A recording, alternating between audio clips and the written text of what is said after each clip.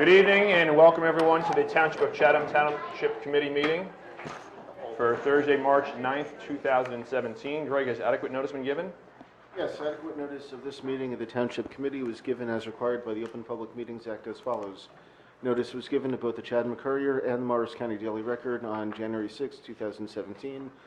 Notice was posted on the bulletin board in the main hallway of the municipal building on January 6, 2017. And notice was filed with the Township Clerk on January 6, 2017. Thank you. Would you please stand for the flag salute? I pledge allegiance to the flag of the United States of America and to the republic for which it stands, one nation, under God, indivisible, with liberty and justice for all.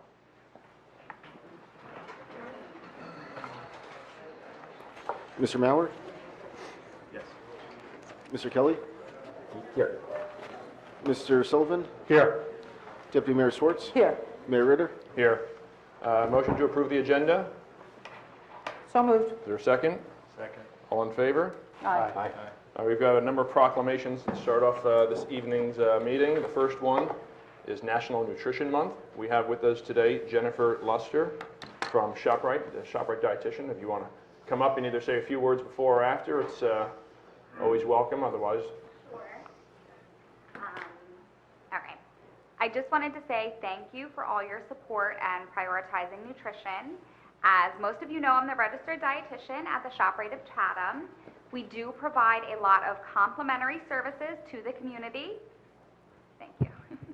So I do a lot with the Chatham Senior Center, the Library of the Chathams, a lot of the schools like Southern Boulevard School, Washington Ave School, and my calendar I have in the back if anyone wants to see the other services I do as well. I also brought our Meal of the Week program, which is a really great program that we have at the store. It's a healthy recipe created by the dietitians. Each week it switches over, and we have a refrigerated case with all the ingredients for that recipe in one case. So it's easy and convenient, and then I also brought some healthy black bean brownies in the back for everybody. So thank you. very good. Thank you. So with that, I'll read the proclamation. It reads, whereas food is the substance by which life is sustained, and whereas the type of quality and amount of food that individuals consume each day plays a vital role in their overall health and physical fitness, and whereas there is a need for continuing nutrition education and a wide-scale effort to enhance healthy eating practices, now therefore I, Kurt Ritter, Mayor, do hereby proclaim the month of March National Nutrition Month in the Township of Chatham and encourage all citizens to join the campaign and become concerned about their nutrition and the nutrition of others in the hope of achieving optimal health for both today and tomorrow. So Jennifer, you want to come back up? We'll do a quick photo with the subcommittee.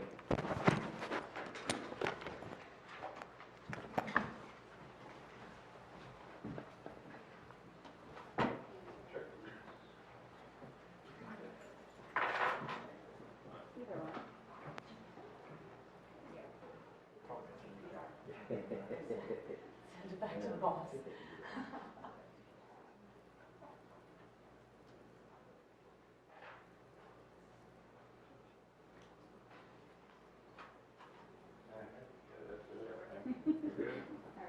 Thank you, Jennifer. Thanks, Jen.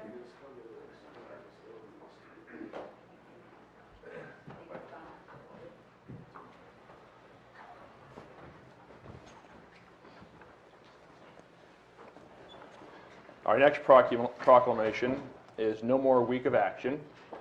I think as some folks know, this is something we started last year, which was trying to bring greater awareness to domestic violence issues here in the township and elsewhere.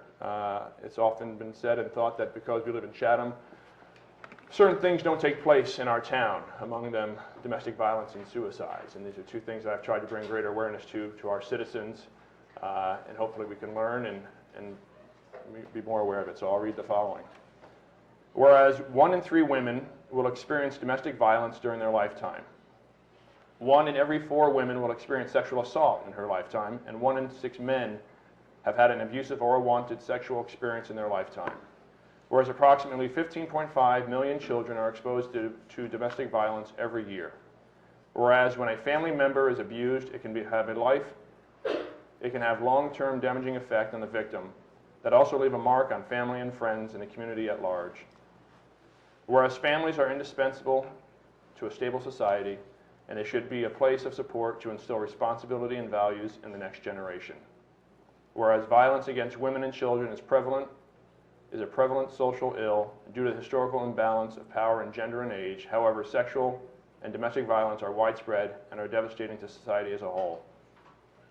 Whereas the crimes of domestic violence and sexual violence violate an individual's privacy, dignity, security, and humanity due to the systemic use of physical, emotional, sexual, psychological, and economic control and/or abuse. Whereas victims should have help to find compassion, comfort, and healing they need, and abusers should be punished to the full extent of the law. Whereas victims of violence should have access to medical and legal services, counseling, emergency and transitional housing, and other supportive services so that they can safely escape the cycle of abuse. Whereas it is important to recognize the compassion and dedication of the individuals who provide services to victims of domestic violence and sexual violence and work to increase public understanding of the significant problem. Whereas it is important partnerships that have been formed among criminal and juvenile justice agencies, healthcare providers, professionals, and victim services to assist victims of domestic violence and sexual violence and their families. Whereas we dedicate ourselves to protecting vulnerable members of our community. Now therefore I, Kurt Ritter, Mayor, do hereby proclaim the week of March 5th through the 11th, 2017 as No More Week of Action, and urge all citizens to actively support No More's work towards the elimination of domestic violence and sexual assault. And I encourage you guys, if you want, you can Google it, go online and read more about this organization. As I said, it's a national group that's created to bring greater awareness to this important issue. Our next proclamation, it's actually not the National Poison Prevention Week. That's slated for the next meeting. This is another proclamation that is the result of a lot of things that have been taking place in our town these past couple of weeks. It's entitled Take Pride in Chatham Township Day. Whereas in 1806, the Township of Chatham was incorporated. It was named Chatham in honor of Sir William Pitt, the elder Earl of Chatham, who had spoken in the British Parliament in favor of freedom-fighting American colonists. Whereas since Chatham Township's incorporation more than 200 years ago, it has grown to become a popular community that is now home to nearly 11,000 residents, spanning a variety of ethnic backgrounds, ages, religious denominations, sexual orientations, and political affiliations.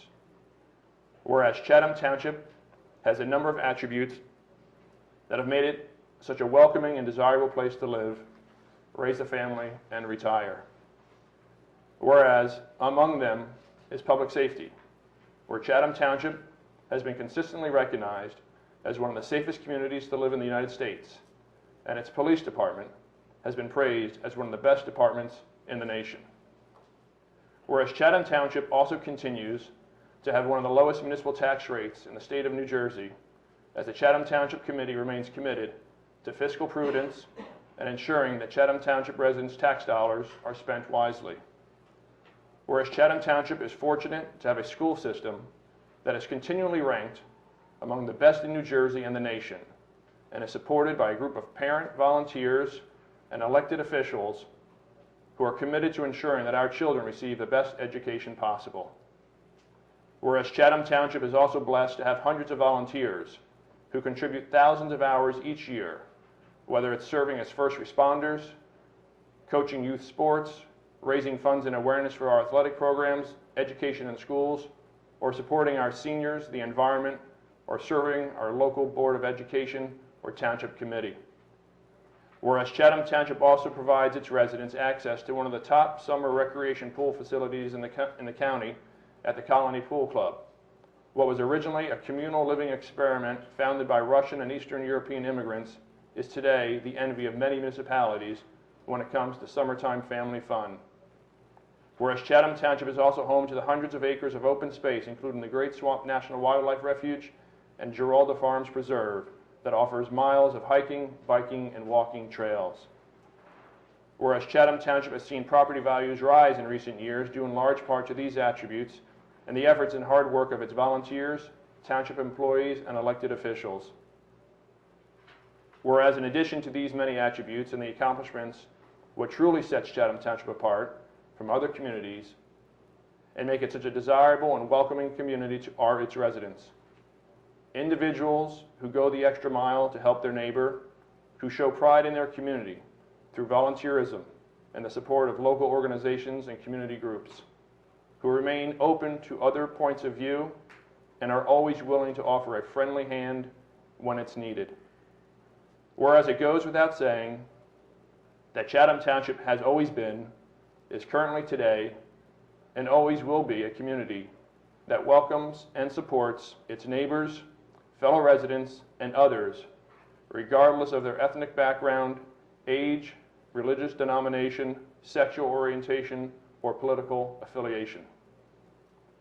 Now, therefore, I, Kurt Ritter, Mayor of the Township of Chatham, do hereby proclaim and declare that today, March 9th, and every day thereafter, as Take Pride in Chatham Township Day, in the Township of Chatham, in the state of New Jersey, and urge my fellow citizens to take pride in their community for all that it has to offer its residents, and to remind them of the importance to be respectful of other viewpoints, and remember that it is those qualities of respectfulness and understanding that have made Chatham Township such a desirable and welcoming place to live, raise a family, and retire. So with that,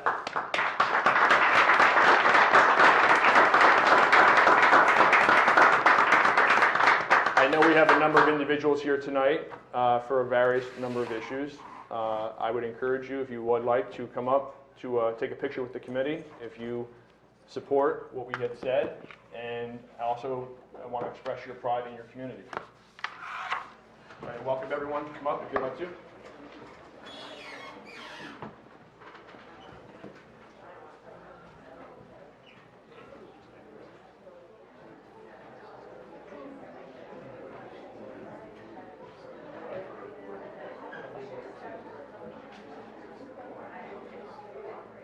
Don't be shy. You can do it.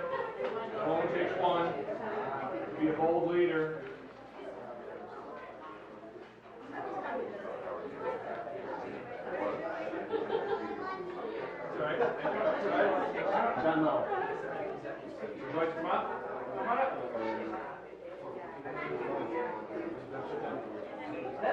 Yeah. Come on. For sure. The photo, get in the photo. Squeeze in here, come on. I'll stand over there. The song guys are going to be in the back.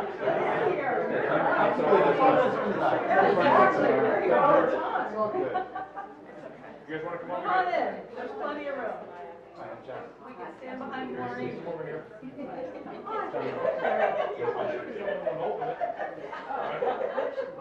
All right, everybody look. Here we go.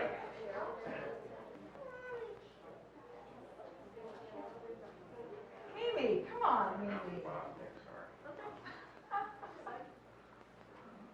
All set? One more. Thank you. Thank you. One more.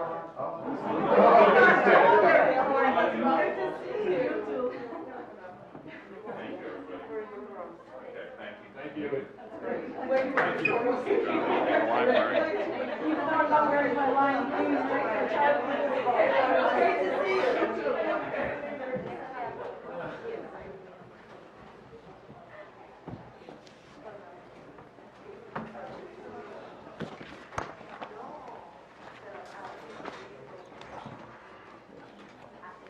All right, thank you. We'll now move on to reports. John, you want to start us off, please? I have no reports today. Great, thank you. Mike? Nothing to report today.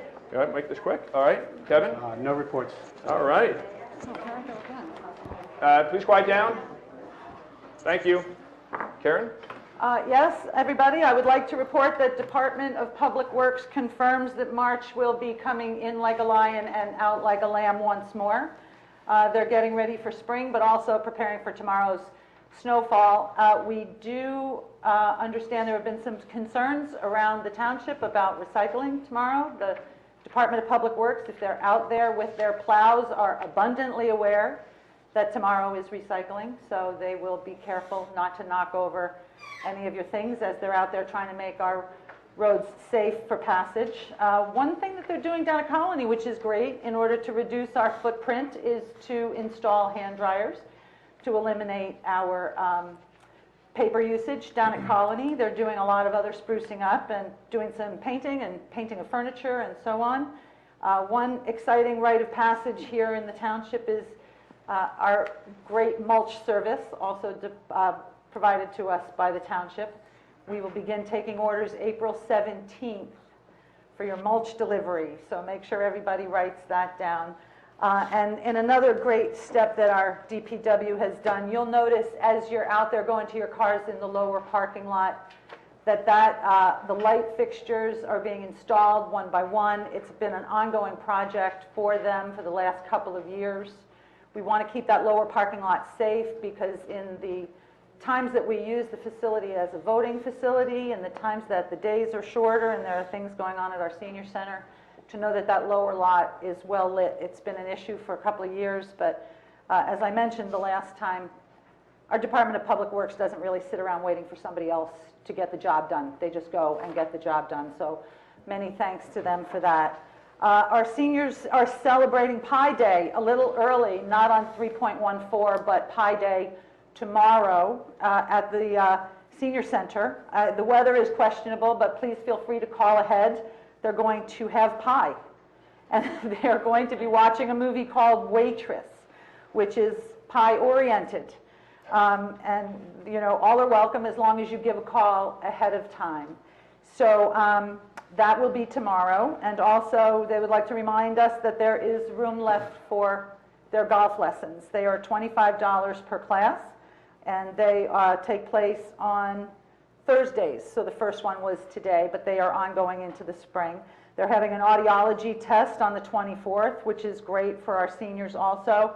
And that's that for our seniors. In addition to tax preparation, remember to call ahead. Thursdays are tax preparation day, sponsored by our seniors, right up until April 15th. And let me see. I would like to also just report on our Lafayette Avenue water main. The project, I know, has been ongoing. We are so grateful to everybody who uses Lafayette Avenue for their patience, for their observation of the detour signs. It's been quite a thing for the folks who live along Lafayette to have exercised a lot of good spirit in allowing New Jersey American Water to do their job. The water main started on 2/18. They have completed approximately 4,100 feet of pipe installed in front of the school while school was out. The main from Lenape to Washington is about all that needs to be done, and the tie-in down there. They've completed just about all the work on the tie-in at Southern Boulevard. Really all that remains to be done now are the residential connections. They hope to do about 3 of them per day, weather permitting. Tomorrow may be an off day because of the weather, but they are doing a great job. If anybody has any questions about this ongoing repair and how it's impacting your neighborhood directly, feel free to reach out to any one of us. We have a direct tie to New Jersey American Water. You can call Town Hall. They know exactly how to get through as well. So once again, they and we thank you for your patience, and it's going to be a benefit for all of us going forward. And that's that. Great, thank you, Karen. As you have a few items. The first is we're going to be hosting a Talk Saves Lives suicide awareness talk slated for Thursday, April 26th at 7:30 in the library. As you all might recall, we did this similar presentation last year in the town hall. We're moving it to the borough this year and hope to bring greater awareness of this important issue, as I said. It's going to be held in conjunction with the American Foundation for Suicide Prevention. And then the group met this past week and announcing that we're going to be hosting our second annual walk this September 23rd. It's a Saturday. We're moving the location to Cougar Field. I've been working closely with the Board of Ed and Mike LaSousa to coordinate this. Registration will begin at 4:30, and the walk starts at 5:30 p.m. and will conclude around 6:45. I think some of you might recall last year when we held our inaugural walk, We had talked about raising $10,000 as our goal, and over the course of several weeks kept increasing that goal to the point where we had raised over $75,000 for the American Foundation for Suicide Prevention with over 500 walkers. And we'll be talking more about this in the months to come, but obviously it's something that the community, not only here in Chatham, really rallied around, but we had surrounding communities as well participating from Montclair, Summit, Madison, New Providence, Berkeley Heights, Short Hills, and Milburn, and elsewhere. So it's a great event, opportunity to bring important awareness to this issue. Another item I want to talk about is Moody's recently upgraded the Chatham Township's outstanding general debt obligation. I don't know if Tom wants to talk about that further in your report, but suffice to say the information is on our website. More great news for the township, and speaks to how well it's run, and the fiscal prudence of the Township Committee and the hard work of Tom and Deborah and others in the township. Also want to remind people that the budget meeting that we had last meeting, the budget presentation that Tom gave the last meeting is on our website. We want our residents to be fully aware of how their tax dollars are spent. You can go online and see a review of that presentation and find out how the dollars are spent. It's try to be as transparent as possible for folks so you're aware of this. In the coming months, we'll be having other meetings in this, and I encourage you to come to these meetings. And then finally, EMS is holding a blood drive this Saturday at their borough location from 8:30 to 12:30. I encourage you all, if you have the opportunity, to donate blood, to give some blood.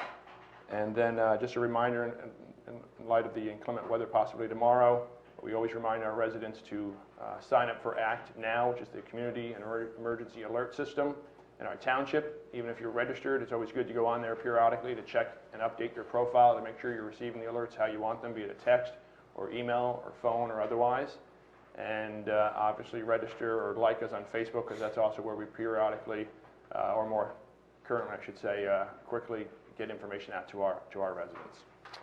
And that's all I have. So I'll turn over to you, John. Can I just interject? Sure. A number of weeks ago, we here in the Chatham Township community, speaking of our tireless volunteers, lost a very dear friend who was one of the Board of Trustees on our local volunteer fire department, Charles Prindeville. And Charlie was taken away from us in incredibly sudden and unexpected fashion. A young dad, a great husband, an effervescent member of our community. He left some big shoes to fill in the Chatham Township Volunteer Fire Department, but they were able to find a replacement for him on the Board of Trustees. We're proud to announce that Jim Connolly was unanimously elected to the Board of Trustees of the Chatham Volunteer Fire Department. We're grateful for his service. We will never forget our dear friend Charles, and we know that our terrific volunteer fire department will benefit from Jim being on the Board of Trustees going forward. I just heard that today. It's great news for our fire department, great news for our community. Thank you. Thank Sorry you. for the Hey, interruption. no worries. Thank you. John? Thank you, Mayor. Just with the Wickham Woods drainage project, the project is substantially complete. The contractor just has to complete punch list items and final landscaping when the weather permits. Colony Pool is progressing well. Currently, I expect the contractor to be substantially complete by the end of the month. Previously reported to the committee that we did encounter some poor soil conditions underneath the concrete slab, and we still have to address that issue.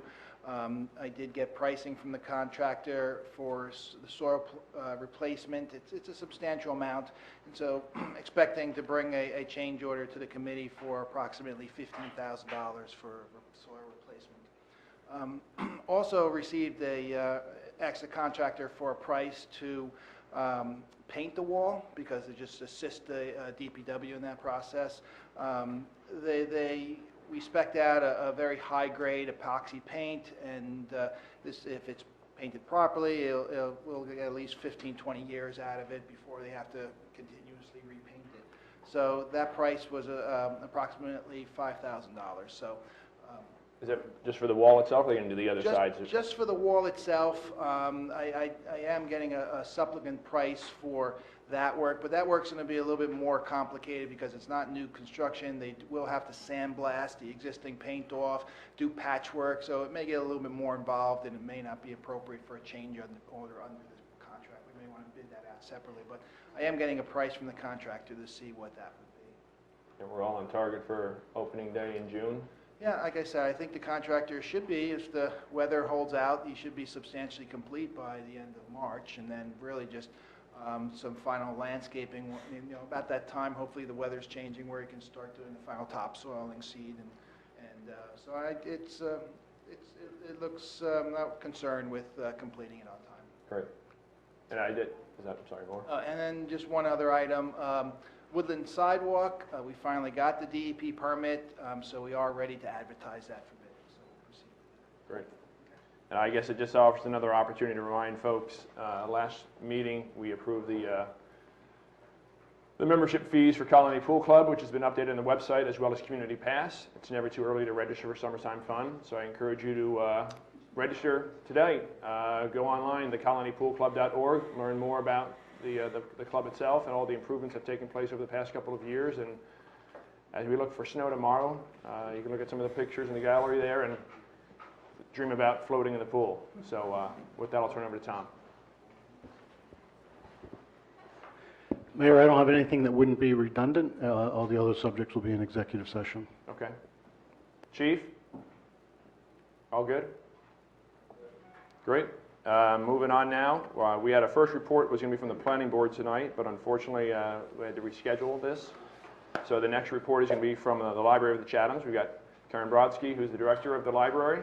And as always, Karen, it's wonderful to have you here to present to us. I think when I served on the trustees a few years ago and working with you, I think you've done wonderful stuff at the library and truly continue to do great work down there. And we appreciate all your work on behalf of our residents and how you've turned the library around as far as I'm concerned. So with that, I'll turn it over to you and we'll dim the lights.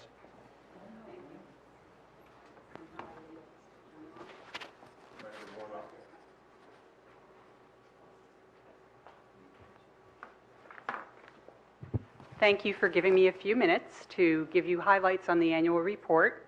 I gave Tom a copy for everyone, so hopefully you've had a chance to take a look at that.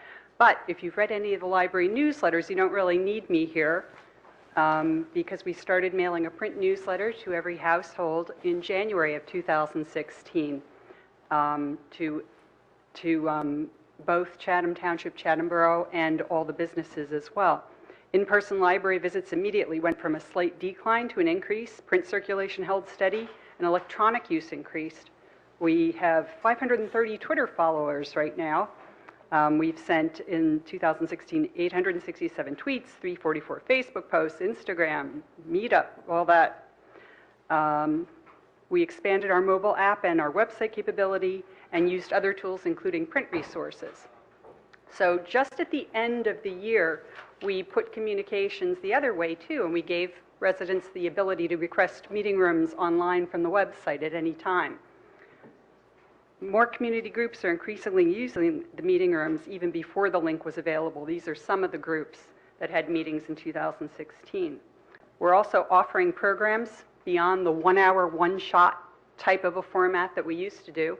Chatham Adult LifeWorks Learning started out at the beginning of the year with 4-week courses in music and art, and it moved on to foreign policy. And in May, we're going to have Monsters and Gangsters and the Great Depression. The Notable Women's Program was the biggest turnout we, I think, have ever had at the library. And the one for this year will be on March 28th at 7:30. Youth Services programs continue strong. The library is well used and use is growing. We had an increase from 70% of residents holding a library card to 80 in a single year, which is pretty remarkable. There are a lot of numbers in the annual report that talk about the numbers of visits, how many questions were asked of the reference librarians, that sort of thing. And a lot of this is due to the funding provided by the towns, but also from generous donations from community groups that supply special programming such as these groups. There is a full listing on the website of donors to the library, but just to give you an idea, for 2016, there are a lot. So we're very grateful for that. Volunteers are also donors of their time and talent, and we couldn't do it without them. So the RMR project was also a major focus of 2016 to renovate the library within the existing footprint. aligning the space with community needs and replacing outdated infrastructure with more cost-effective green methods. And with capital funding already provided by the township and the borough, we maintain the building as items require updating or break. In addition to maintenance and safety issues, the project adds value in other ways. We know that these needs exist because we're struggling to fulfill them now. And I'm not going to read them. You've seen it many times, and it's on the library website. So we did not accomplish our financial goal for the project for 2016 as we had hoped. We did get a number of very generous donations, most notably from the Women's Club of Chatham, that donated towards specifically the teen room effort. That's part of the plan. But we won't be able to roll over the $300,000 that we'd hoped to from the 214 capital funding provided, mostly because of unexpected breakdowns. Right now, the main boiler has a leak. 2 other HVAC units are down entirely, so we're using the funding toward that. On the positive side, however, the library was granted $117,000 by the state last week for those needs, which will lower the amount needed for the project as a whole. So operating costs have increased for the library as elsewhere, and the library has worked to cut spending. These are some of the efforts that we have taken.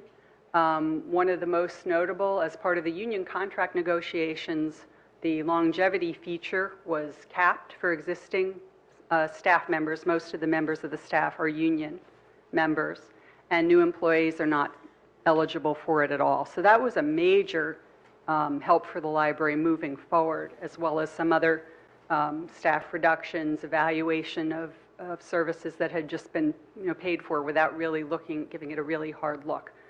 All of those have been very helpful, but fundraising will be a focus for 2017, and the Friends Annual Book Sale begins this weekend on Saturday, March 11th at 7 a.m. The Friends gave the library $23,000 and change from the book sale last year, plus money from their membership drive, including $11,000 for children's programs, $1,500 for teen, all the museum pass funding and other adult programs, funding to print and mail the newsletter, and more. So we hope to see a lot of people at the book sale. Those are just some highlights, and I'm happy to take questions. Thank you. Thank you, Karen.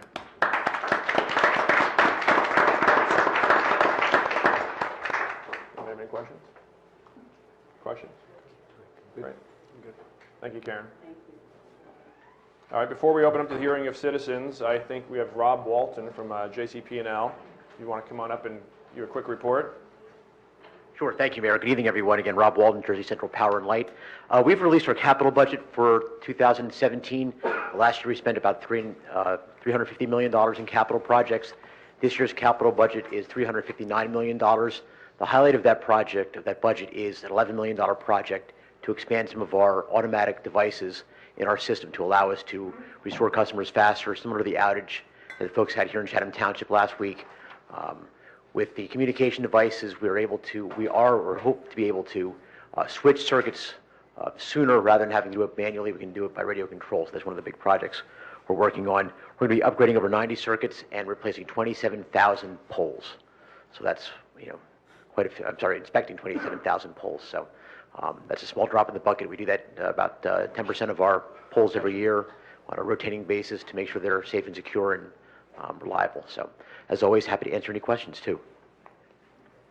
Rob, I have a question Sure. regarding the power outage that we were alerted to last week. I think I got an email saying 2,800 residents were without, it was some really big number from the Green Village substation. And then I got an email, I don't want to say immediately to, trump you up too much, but my goodness, I got an email shortly thereafter saying that you'd switched it over and that most of the customers were restored. It really was a very quick turnaround. How did that happen, and can we look to that in the event of other issues? That's just how good we are. That's how good you are. But in short, what we've worked on the last several years is to try to tie our circuits together so that when, in this circumstance, the outage occurred at the very beginning of the circuit. So you had everybody on that circuit went out immediately. We're able to go out into the field and switch circuits to tie them together so that those folks are backfed from a different circuit, so we can isolate that outage to those folks in the immediate vicinity of that wire being down. So I think we got everybody back but 11. And then those 11 customers were out for several hours as we made the repair to the wire. That's exactly the kind of devices we're installing as part of our capital plan. We're trying to install devices that will allow us to do that automatically, as opposed to having a crew go out there and manually make those switches. So yes, that's all part of the our ongoing effort to increase reliability and reduce the duration of outages. Anyone else?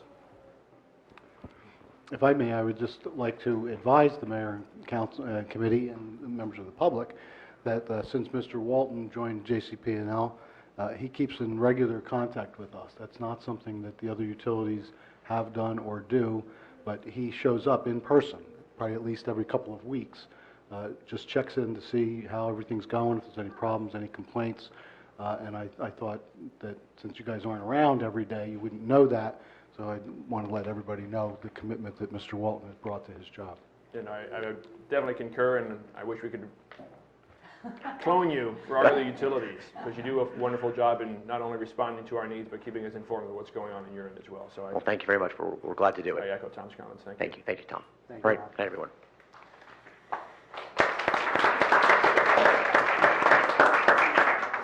We'll now open it up for the hearing of citizens. This is an opportunity for any member of the public to be heard about issues which are not topics scheduled for public hearing tonight. To help facilitate an orderly meeting and to permit all to be heard, speakers are asked to limit their comments to 3 minutes. If you want to come forward, please say your name and where you're from, your address. Good evening. Dorothy Lee, 10 Pembroke Road.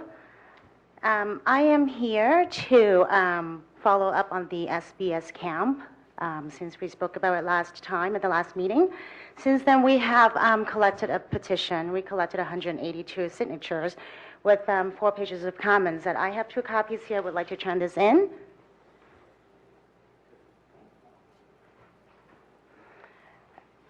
You will read from the comments that basically a lot of residents are saying that how much they love the camp and how it's a familiar environment for the kids and adults and the teenagers to attend. And it's a community service. They're really disappointed that it got discontinued.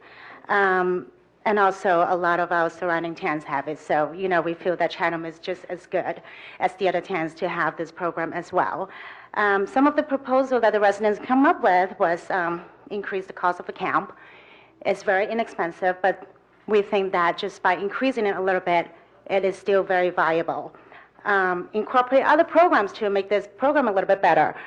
The tennis lessons, swimming lessons with the colony pool, STEM offer to bring in some students, some of the third-party enrichment programs that can actually bring this program, elevate the program a little bit better. And also, we can try to collaborate with the borough for some help. We are willing to get some volunteers to help plan the program, to market the program from the borough and from the township, because I believe that both the borough and the township enjoy the camp as well. So, so that's what we have. You see on the comments, we have 4 pages of comment, 182 signatures, which I think is very significant. And we would like you guys to reconsider it and take a look at it. Thank you, Dorothy. I commend you for doing this, taking your initiative to get it done. Just a quick question regarding the survey or the folks who signed. Is there a breakdown in terms of where they're from between the borough They and the have, township? now it said a lot of them are from Chatham Township. Some of them just say Chatham, New Jersey, but most of them say Chatham Township. So, and it really depends on where they register at change.org. Mm-hmm. So there's a couple from Texas. Yeah, exactly. Does the petition indicate how many of those individuals have children who would be who would go to the camp or anything? I haven't seen the details. Some of them did say, but I didn't tally them. Okay. And also some of them a lot of them just comments how, it's just a great program. And one of the things that we could try is let it get out and see how many people would sign up too. I don't know, but time is an essence. Just as you said, we can't dream about sending our kids to the camp while we're shoveling snow tomorrow. It is summer is coming up. If we need to plan and market anything, we hope that we can act on that quickly. And also the other thing is, because we have brought up this issue, a third party was interested in running the camp. She is a current resident. She has experience running other camps in town. I don't want to say her name yet. So if that comes to that, we are hoping that, I don't know how much power we have in terms of negotiating the rent, but she's hoping to get a, good rate so that she can pass the savings on to the residents as well, because she is a private camp, it's not a public service. I would encourage her to contact Mike LaSousse at the Board of Ed and see what can be done. Yeah, but, Yeah, the camp that's run at the Washington Avenue School by Mr. A, I think everybody is familiar with that. Yeah. That is basically a privately run camp. Mr. A gets permission, makes some kind of deal with the Board of Ed for rent, and the Southern Boulevard School and the other facilities are, as far as I understand, available for the same kind of venture. If another private individual wants to do what Mr. A is doing, they can give it a shot. All you got to Right. do is apply to the Board of Ed or to the staff in the back hallway. Yeah, sure. I mean, that's like if we really decided that this service is Understood. I'm no just saying longer that is a available. possibility. The space is available. Yep, Thank you, Dorothy. okay, thank you. Just following up on what Kathy Abbott, 40 Wynwood Road, following up on what Dorothy said. So we're getting I guess everyone's looking at this, but who's the joint rec liaison this year? That should be the main point of contact about the camp? That would be myself. Okay. And I just wanted to point out, to reemphasize something that in Dorothy's research, she's saying that the private camp that Mr. A runs is 3 times more expensive or more than the rec camp. So it's a differentiated product, and it's served people well for, I know 50-year-old people who went to that camp when it was in a different location. It was at Lafayette School, for example. And of course, when I moved in, it was right next to Colony. So it's an institution that maybe should not disappear and does deserve very serious but rather rapid consideration. And we do, as you say, have volunteers. You thank the volunteers, but I think Dorothy and other people can really get it done, at least in terms of a trial. Try it out, see what happens. But these people are good at what they do. Dorothy, didn't you run after school enrichment at, she's good at gathering lots of resources. You know what after school enrichment is, Kurt. So, I mean, very capable hands if you leave it to the volunteers to do this and at least give it a try. I recommend it. Thank you.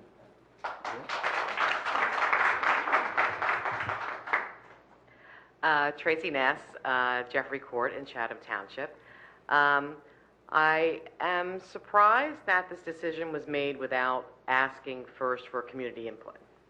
For something that has run for so long in the township, and as you spoke today about having pride in Chatham and the recreation and all of the things that we talk about being prideful of ourselves, one of the things we should pride ourselves on is our recreation services. Now I understand that we have not had a recreation director for quite some time, so maybe that's a reason for not running the camp. And I understand that we're paying the borough to provide those recreation services through Carroll Nauta. So we don't anymore have a representative for recreation in Chatham Township. Well, that's not necessarily true. I mean, Carroll serves the township and the borough. Not previously.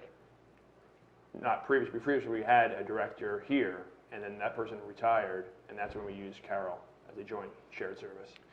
Correct. So now we're paying Carol. Correct. Correct. And she works for the township and the borough. Correct. Correct. So, in terms of running a program like that, perhaps the lack of a recreation director who is maybe not so focused on sports, since most of the sports have gone to camp, could possibly focus on other areas of recreation, senior recreation, community recreation, camps, things like that. But I guess I'm most surprised that this was done away with without. I know we get a lot of alerts on the Chatham Township page, but we don't seem to be getting a lot of alerts about, hey, come to the meeting because tonight we're going to talk about the camp. or hey, come to the meeting because tonight we've had our recreation director retire. What do you guys think? You know, we'd like some community input on that. I find that to be lacking. And I do think that in terms of, I know that there was some sort of $6,000 that it was costing. You know, I would ask, well, is there any money in the Recreation Trust Fund? I don't even know if that exists anymore, Tom. Go ahead, I'm going to let you finish. Oh, okay. We did have a Recreation Trust Fund for quite some time where the fees that went in and that trust fund built up. I don't know if we have that anymore, so that's a possibility if we still have those funds. And we also subsidized Colony Pool significantly for a very long time. So if we're looking to expand our services and keep this wonderful community feel and keep a cost-effective alternative, I would encourage you to take advantage of the offer of volunteerism, to seek input before making decisions like this, and possibly see if we can work something out in a very short time frame, because people are looking at camps right now. Camps are opening up right now. Thank you. Tracy. If I may, I Can mean, I say something too, Tom? Just Sure. before, I mean, Go ahead. you know, I don't want this misperception that this was done behind closed doors and, you know, at the dead of night, you know, when no one was around is a little, you know, farcical, so to speak. And the fact of the matter is, we did look at this. The community spoke. They spoke by the fact that the enrollment numbers have declined significantly over the years. Right? And I think that enrollment alone, when you see declining enrollment over year, the community is speaking in terms of their interest in this opportunity, as it were. So that speaks, the numbers speak volumes right there. And then two, you know, again, we try to be fiscally prudent in how we're spending our money here. And $6,000 may not seem like a lot to some people, but it's a lot in other corners of the community. And we talk about subsidizing Colony. I mean, Colony Pool provides services to, you know, a large number of families within the township. I mean, of the, 182, 132, you know, campers that came out last year, half of them were the township. Others were non-residents. So the question, you know, we have to ask ourselves, are we providing a camp for township residents, or are we providing a camp for borough, New Providence, Berkeley Heights, etc.? I mean, the borough had a camp years ago, and they got rid of it. So now, you know, it fell on the township to, you know, pick up the baton and continue offering the service. But, you know, at the end of the day, you know, we'll look at the petition. We'll consider this, obviously, but I don't want people to think that we did this without taking this all into consideration. Can I respond? Sure. I don't think I said anywhere that you were doing this in the dark of night or undercover. I don't think any of that was in my comment. I didn't say you. This has been an ongoing conversation amongst other individuals in the community. Okay, I wasn't aware of that. Yes. But my comment was that in seeking input, since we do have a township government page, and we get a lot of alerts, it would have been great. I mean, we've seen declining enrollment in Colony. We've seen rising enrollment. Actually not. The past 2 years, I will correct you, as a result of the marketing campaign that we've done, we actually have seen increased enrollment of over 7% year over year. And I'm glad to see that. And Yes. having sat in that seat over there for 11 years, I can tell you that it rolls and it goes and it rolls and it goes, and I'm glad to see that. Upward trajectory the past couple of years. I'm glad to hear that. And I'm sure that if camp was marketed properly and given some more advanced notice that it was going to be, you know, gotten rid of, we could have come up with a good solution to solve that issue as well. Thank you. Tom, did you want to say anything else? We did come up with a solution. We ended it because it was failing. And, you know, I hate to say that, but that's the simple truth of the matter. And as far as running it through the trust fund, Tracy, the program does run through the trust fund. And the $6,000 that's been thrown out there, I'm probably the one that threw it out there, that was the loss. That's not what the cost of the program was. That was how much we lost last year. And I can tell you, we've been losing that amount every year for about the past 5 years. So the balance in the trust account that you're talking about is being depleted. You know, for the most part, we've seen a sea change in the way that recreation is provided in this community. We, as the two towns, still have a joint recreation program, but the programs are run by volunteers, as you well know. All of the sporting activities, whether it's soccer, basketball, baseball, softball, lacrosse, football, they're all run now by clubs, by volunteers. We provide limited amount of administrative support through Carol Nauta and our arrangement with the borough for her to split her time between other duties that she has in the borough and providing administrative support to the clubs. And then, of course, both towns maintain the facilities where the sports are played. That's our recreation program now. We also substantially support the seniors. The senior center is on our dime. We provide the facility to them.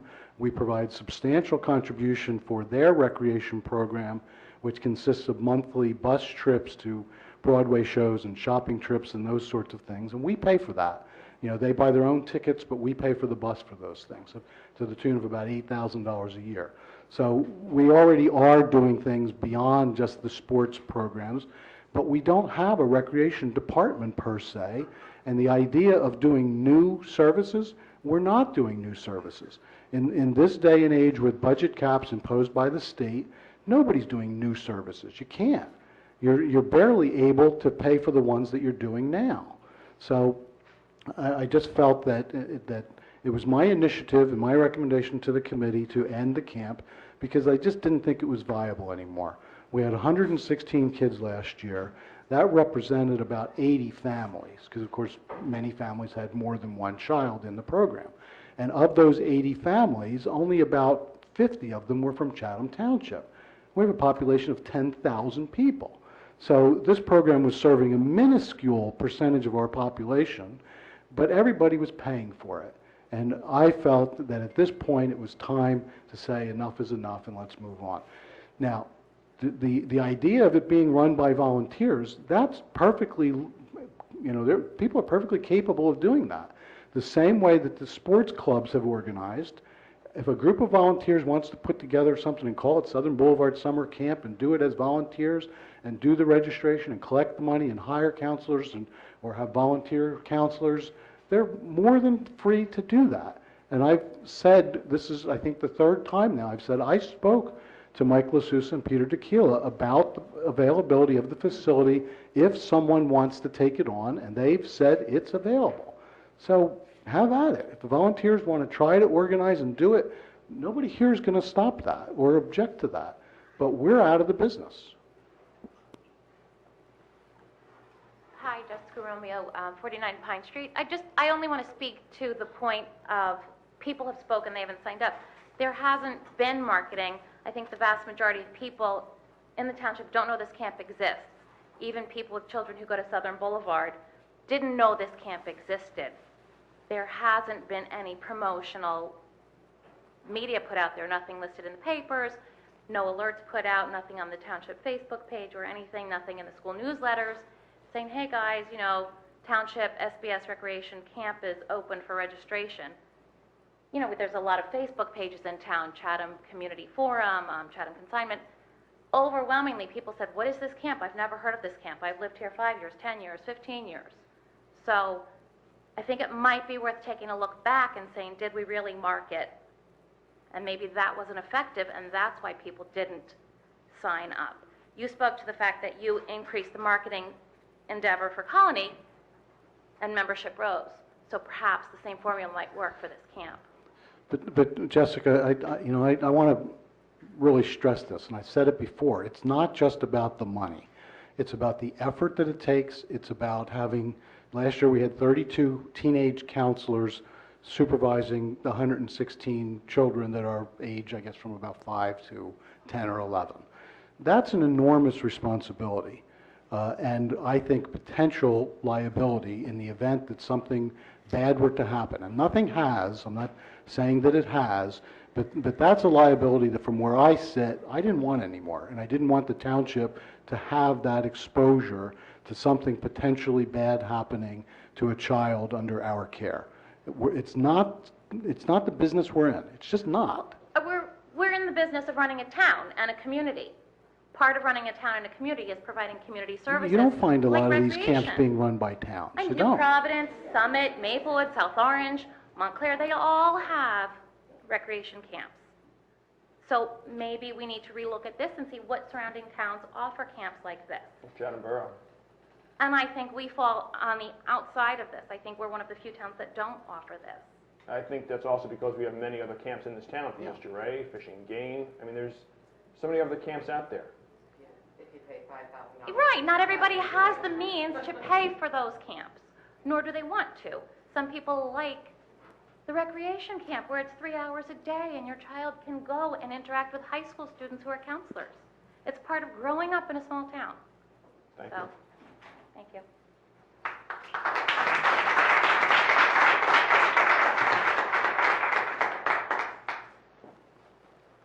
Hi, how are you? My name is Jennifer McNally, and I live at 19 Ferndale Road here in Chatham Township. And I just want to come tonight to talk to you a little bit about a topic that you sort of addressed in the beginning, and I said I'm excited to hear about the Take Pride in Chatham Day. And it really laid the groundwork of what I wanted to speak about tonight. And it sort of, I didn't have a chance, obviously, to digest the entire resolution, as it was long and lengthy and covered a lot of bases. So hopefully you're going to make it available on the public domain shortly, so everybody here can take a better read at it, and as well in the rest of the town. And basically, what I want to talk about tonight is how we can make Chatham Day every day here. And after I read through the resolution a little bit better, I'll have a probably better idea. I had some prepared remarks here, but after hearing that, it sort of coincides with what I was going to say tonight. We've been working in the township about collecting a petition about making the Chatham Township a welcoming town, like the resolution that's going to be passed next week in the Chatham Borough. And we've collected 215 signatures from Chatham Township residents that I'd like to share with you tonight. And I'll pass this over. Here you go. And we can take a look. The official folder of all townships.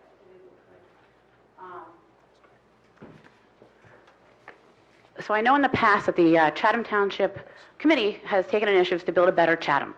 Giralda Farms, the Out of Darkness Walk, and now the Chatham Pride Day. These all have contributed to make Chatham an even better place to live, as we all of us in this room, and the whole town know. This is a great town, and when people have a choice of where to lay down their roots, we want them to pick Chatham and Chatham Township. We also want the world to know that Chatham is a family-friendly place, a tolerant and an inclusive town, every day of the year, and I know the Chatham Day highlights that, and hopefully we can take this to the next level here. So what we did is we had a petition, and I'll be happy to read that to you today.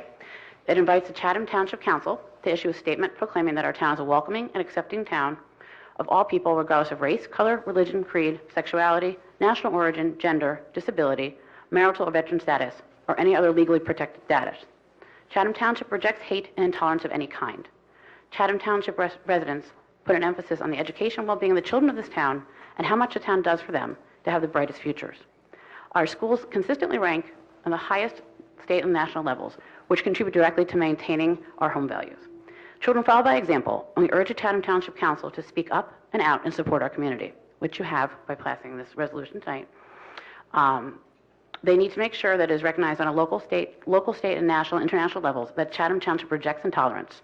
The Chatham Township Council needs to let it be known that the Chatham Township is a welcoming town where all are able to live, work, play, and learn from one another in a safe community from fear and bullying. So in that, if you go in your folder there, if you look through, you'll actually find the 215 signatures of the Chatham Township residents. And following those signatures, you'll also find some comments, which you might find of interest in there for you to peruse independently.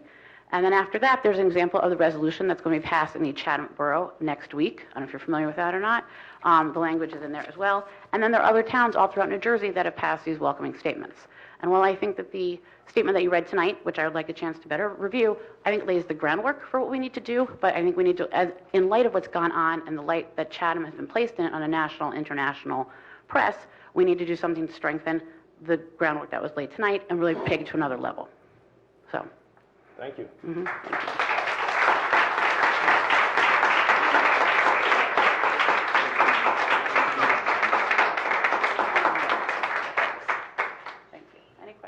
Anyone else?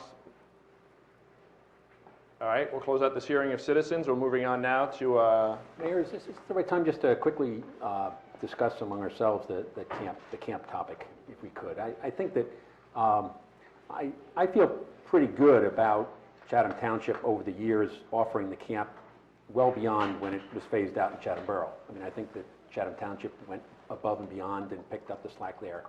And I think we're absolutely on target when we say we don't want to subsidize it, running at a deficit. But I wonder if we now have new information. You know, we've got a number of people who've signed a petition, and that's not registration, and that's not a head count of kids at a camp, but it is a motivated group of parents. And is that a resource now that we can challenge to come up with a what might be agreed upon as the next logical step? Is it, if our concern is attendance and revenue, can we challenge them to answer those two questions? Is there really a significant number of children that would be registered for this, and at a price that solves the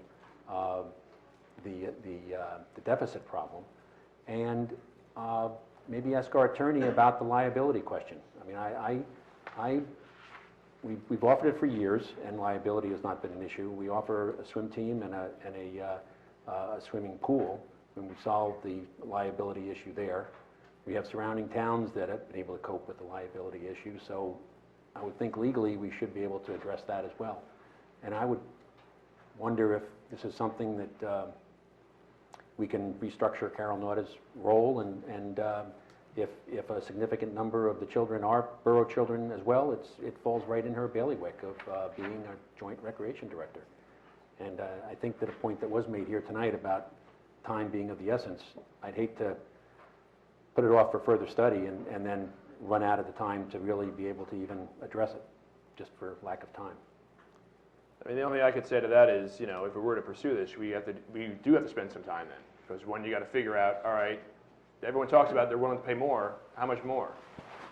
Right? The idea here is we don't want this to be a continuously money-losing, program. Correct. So we got to figure out what would the numbers be, and then, quite frankly, how many people need to get enrolled. And that point would be, we'd have to say we need to get X number of kids registered by X date. If we don't have that by the X date, then you know what, the camp is canceled. I mean, that's what I could see doing. But then people are going to be even more upset because they're going to say, well, we put all our eggs in this basket, and now that you're canceling the camp because you don't have the number of registrants or attendees, now we're stuck and we can't find a place for our kids to go to camp. So I mean, I would like to entertain this person who they've identified who has an interest in running the camp, and strongly encourage them to get in touch with the Board of Ed and pursue it that right. And then even at the volunteers or the individuals who want to run the camp or support the camp, do like Tom said. A lot of these travel teams and these sports teams have their own clubs, have their own committees and such. I don't know why they couldn't take it upon themselves and organize SBS camp committee or whatever you want to call it. I just think that they need some direction to who to interface with here. Do we, I mean, I would like, as a township committee, do we, as a challenge the nucleus of this group to set an appointment to meet with Tom and get a number that we really do need to even consider resolving the deficit problem. I think the plan B of having a private person step up and run it is very intriguing, and they should pursue that. But that's putting all the eggs in a basket of a person that we don't know if this is a serious person or not. Well, she's run programs before, it sounds like. Yes, she has. But this person is a private business, so it's not going to be as inexpensive as the SBS camp. I mean, if you increase the camp cost by $50, that would be pretty much come up with the $6,000 deficits, right? I mean, I think the camp only charges $150 per family for the whole 5 weeks. I'm sorry, not for the whole family, for one child. And then additional child is only $50 more. So from the comments from the petitions, like everyone is saying that like we can pay, even just $50 more is not that much. I don't think the cost has increased for, I don't know how long it hasn't increased, but ever since I've become aware of it, it hasn't increased. We increased it last year. Didn't even notice. It was so inexpensive, didn't even notice. So it's just, the third person, I think, I don't know, speaking from some of us, I'm hoping it will be the last option, because then it will be just another private camp. Maybe there could be a discount for township residents at the If- township. If we can do that, that would be great. Then it would be almost like a township subsidized program. Like, well, you know, if you're saying the township residents can get, like, Well, I'm saying if you give this third party to come in there using township facility, or it's in the township, and you give the township, however they want to figure it out, they can, you know, I'm not going to tell them how to run their business. right, right. Any other comments? I have another comment. I'm so sorry, but I think having it as a private club should be the last option. I think what everyone is saying is that there needs to be community options. So I guess I don't understand why it's such a struggle to rally behind it and maybe invite a few of these people into a room with you and talk about what would it take to create a successful community-run or recreation-run camp. So I don't know, if I were sitting with you guys, I would say, well, let's invite, 4 of these people to a meeting this week, next week, sit down in a room and say, here's what we need as the township to be successful in running this camp. It's awesome to offer things to community members. You all pay taxes to live in this town. Well, let's provide some recreation services. We really, aside from Colony Pool, we have no recreation services in the township, aside from Colony Pool and the senior center. So it's really sad to me to take away the one remaining thing for kids. I mean, the clubs are all private. The clubs are all, the sports are all clubs. Jessica, No? come on. What? We have over 1,200 kids in every Recreation programs. recreation program that's Well, we out have there. soccer. Okay, so the joint stuff. We have sports. Yeah. So soccer, that goes till, those are clubs. No. My daughter Soccer's does soccer recreation. and basketball and softball. That's not true. So No, those, they're not clubs. It's run by the clubs. The clubs run the the recreation volunteers run the clubs, Yes. programs. right? The clubs run the So- recreation programs from top to bottom. What's that? Well, whatever. We volunteer as coaches, whatever. Okay, I'm just saying, it really seems crummy to just But- trash a camp. The swim team too, by the way, at Colony, and Mike, I mentioned this Yeah, to we you love this the swim afternoon. team. We're on the swim team, so They- that's Colony. They run it themselves. It's a booster club that has But the it's swim through club. the recreation department. No, it's not. We pay on Community Pass, and it's at Colony That's right. Pool. We made Community Pass available to the swim club, the swim team boosters, to ease with registration. Prior to last year, the moms that ran that program had to collect the money directly from the members. So we were able to do it through Community Pass. They pay all their own expenses. We subsidize the cost of the swim team coach. So they But rent out the they, facility? from the fees that they collect, they don't rent it. We do provide the facility, Okay. as we do to all the other sports teams or clubs in town. But we don't run the swim team, they do. The boosters do. They collect the money, they buy the uniforms, So could you work they with do the this- scheduling, they provide transportation to the meets. So can you work with this group of people and say, identify someone who can run the program? Jessica, we but just you're not- said, go ahead, go for it, do it. But have not at it. making it a private camp. I don't know what else to say. It depends on how you want to structure it. So I think what you're getting at is can we make Community Pass available? If you've got a group of people together here, you seem to have a committed group of people, a committed group of volunteers. If you can get a group together, you seem to have someone who is capable or might be capable of running the camp. So if you have someone who's capable of doing it, and you get together and you hold sign-ups, and the only factor there is you have to figure out how much you're going to pay. But if you have all volunteers or you have willing volunteers, then your cost goes way down. It's a function of really putting it together and figuring out, can we pull this off? Can we pull it off with 40 kids? Can we pull it off with 140?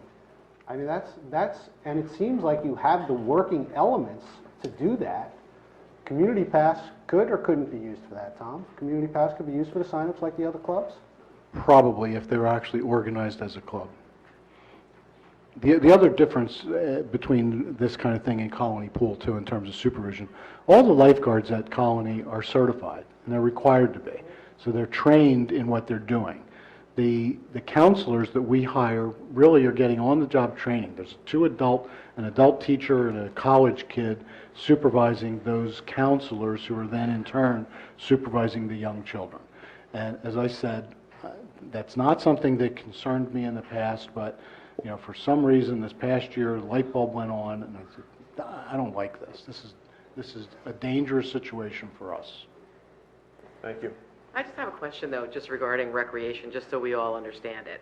When we talk about recreation, recreation has moved to club, and they did so when my children were kind of mid-8th grade. So when we talk about our recreation services, and this is a question just so I can understand it now, when we moved to club status, we fundraised and funded our club.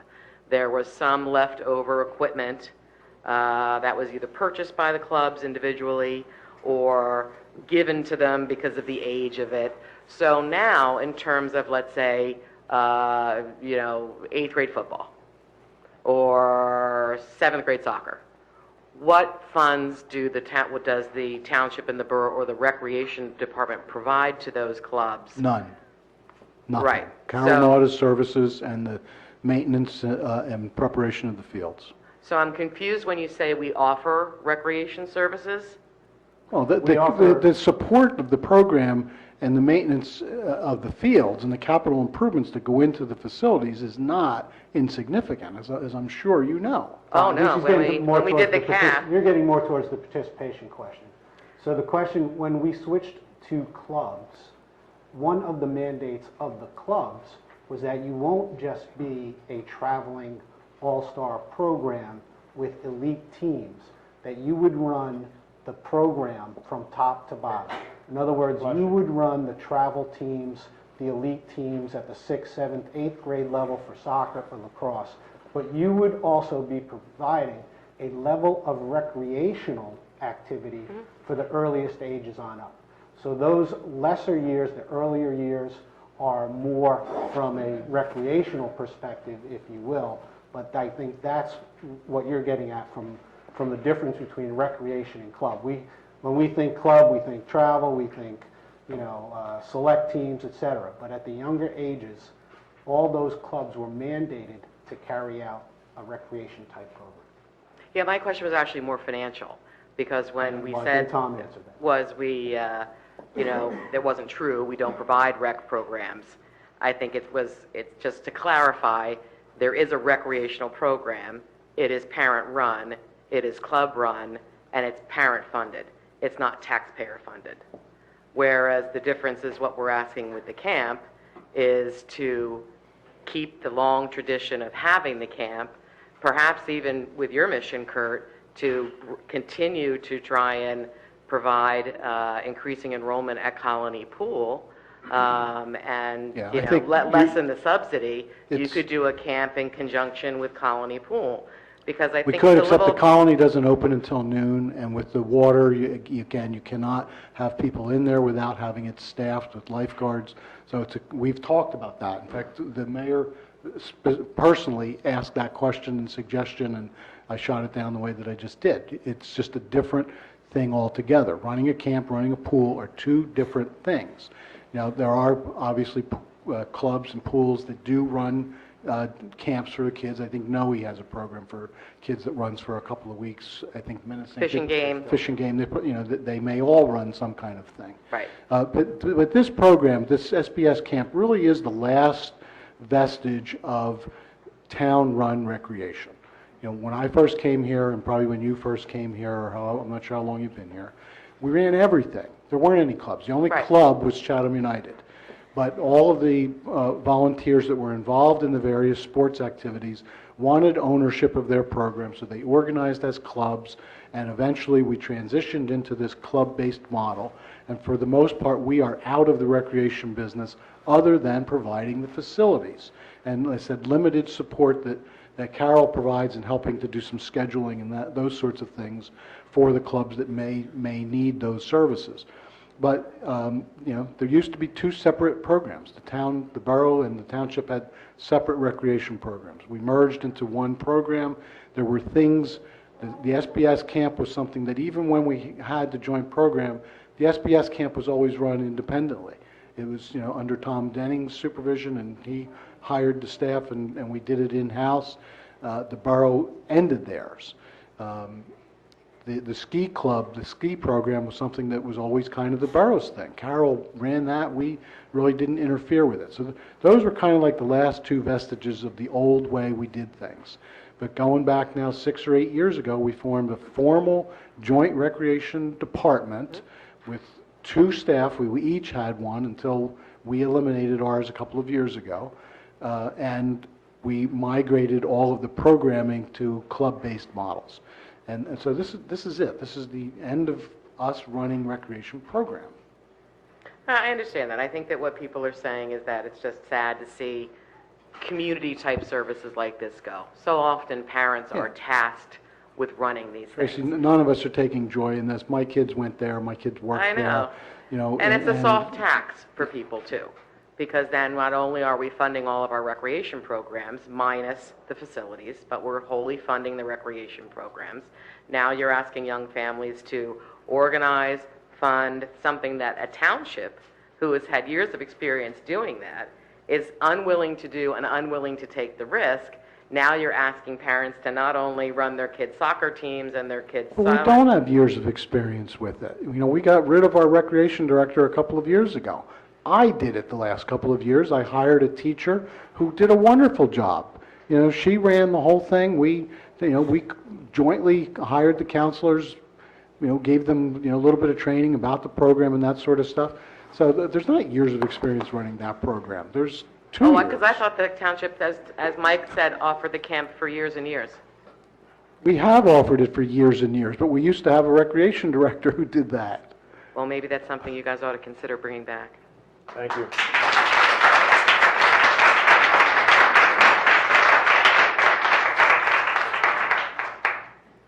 Actually, for the camp issue, I had another question for you all, but it's a camp issue just to share with you. I moved here 3 years ago, almost 4 years ago now, and my son is at Southern Boulevard, and I have another young child.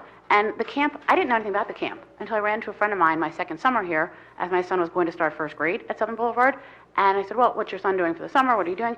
She's like, oh, my son, who's going to enter first grade with my son as well, oh, he's at Southern Boulevard camp. It's a great way to get him used to going to the school. I said, I had no idea. My son has done rec soccer. My son had done lacrosse. My son had done the little guy base t-ball leading up to it. It's not as if I was unfamiliar with Chatham Rec programs. It's not as if I was unfamiliar with newsletters and getting information from Chatham Rec. So just to let you guys know, as a casual observer, before I ask my other question, is that the marketing maybe of the camp, and I think there are other Southern Boulevard parents here, have you guys heard a lot about the camp before?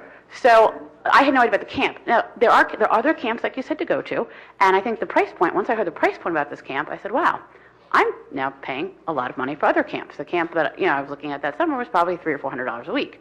There are not a lot of other economically feasible camps in certain price points, I think, in this area as well. So I think, as someone who moved here, who participated in a lot of the Chatham Rec programs, just to let you know, my casual observation is that there wasn't any, I didn't get a flyer, I didn't get marketing, I didn't get an email. When I came to register my son for first grade, no one mentioned, as part of here's the township and here's all these great things, maybe you want to have your kid go to camp this summer to get used to being at Southern Boulevard. Maybe that could be a marketing tactic to use, right? Everybody has to go and register for school.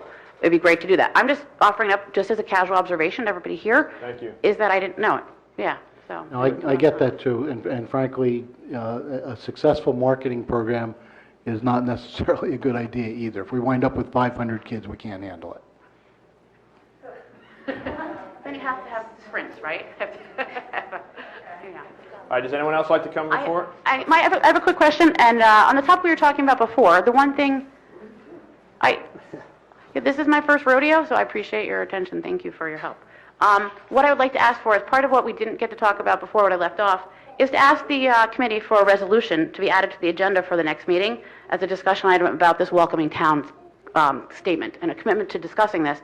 As Chatham Borough is going to move forward with this resolution next week, I think the Chatham Township owes it to the residents of the township and also to be in step with the borough to make sure we have a welcoming statement that further builds upon the resolution that you brought up at the beginning of the meeting tonight. So I'd like to propose that this gets on your agenda for discussion and that this moves forward so this can be a topic of conversation for our next meeting. I think we've addressed it.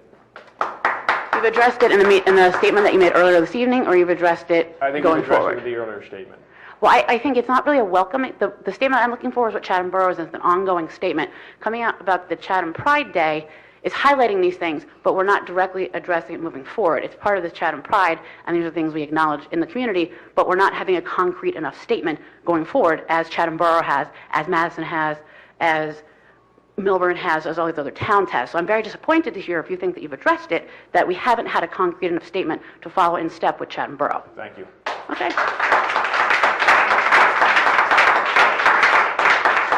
We'll now close up the hearing of citizens for a second time, and we'll move on to our ordinance 2017-04, open space tax.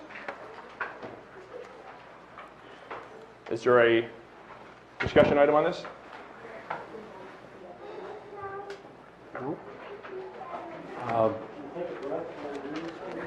We can continue with our business.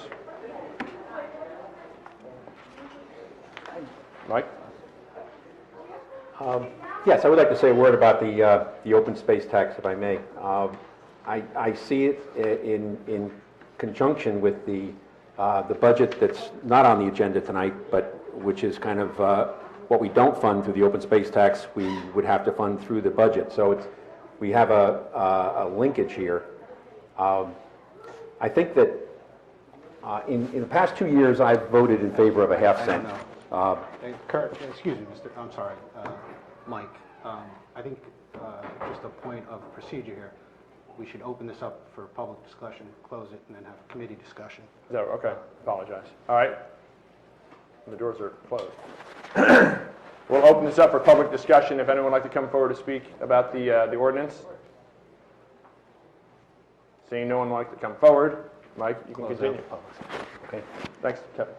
Thanks. For the past 2 years, I've been one of those who's voted in favor of a half cent budget tax, open space tax. I thought in those years it was the right thing to do.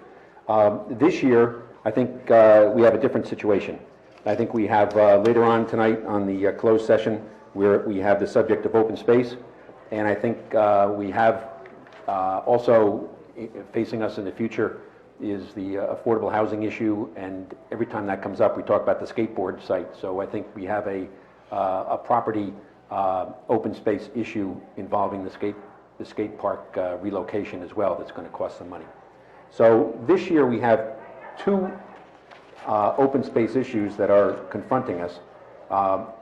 The open space tax has been approved by 3 referendums of the public, authorizing it up to 2 cents, and I think the Township Committee rightly has set it at a half a cent in years past. But I think that, in my mind, if there's ever going to be an open space tax, this is the year to do it. We have 2 very legitimate topics that would fall under it.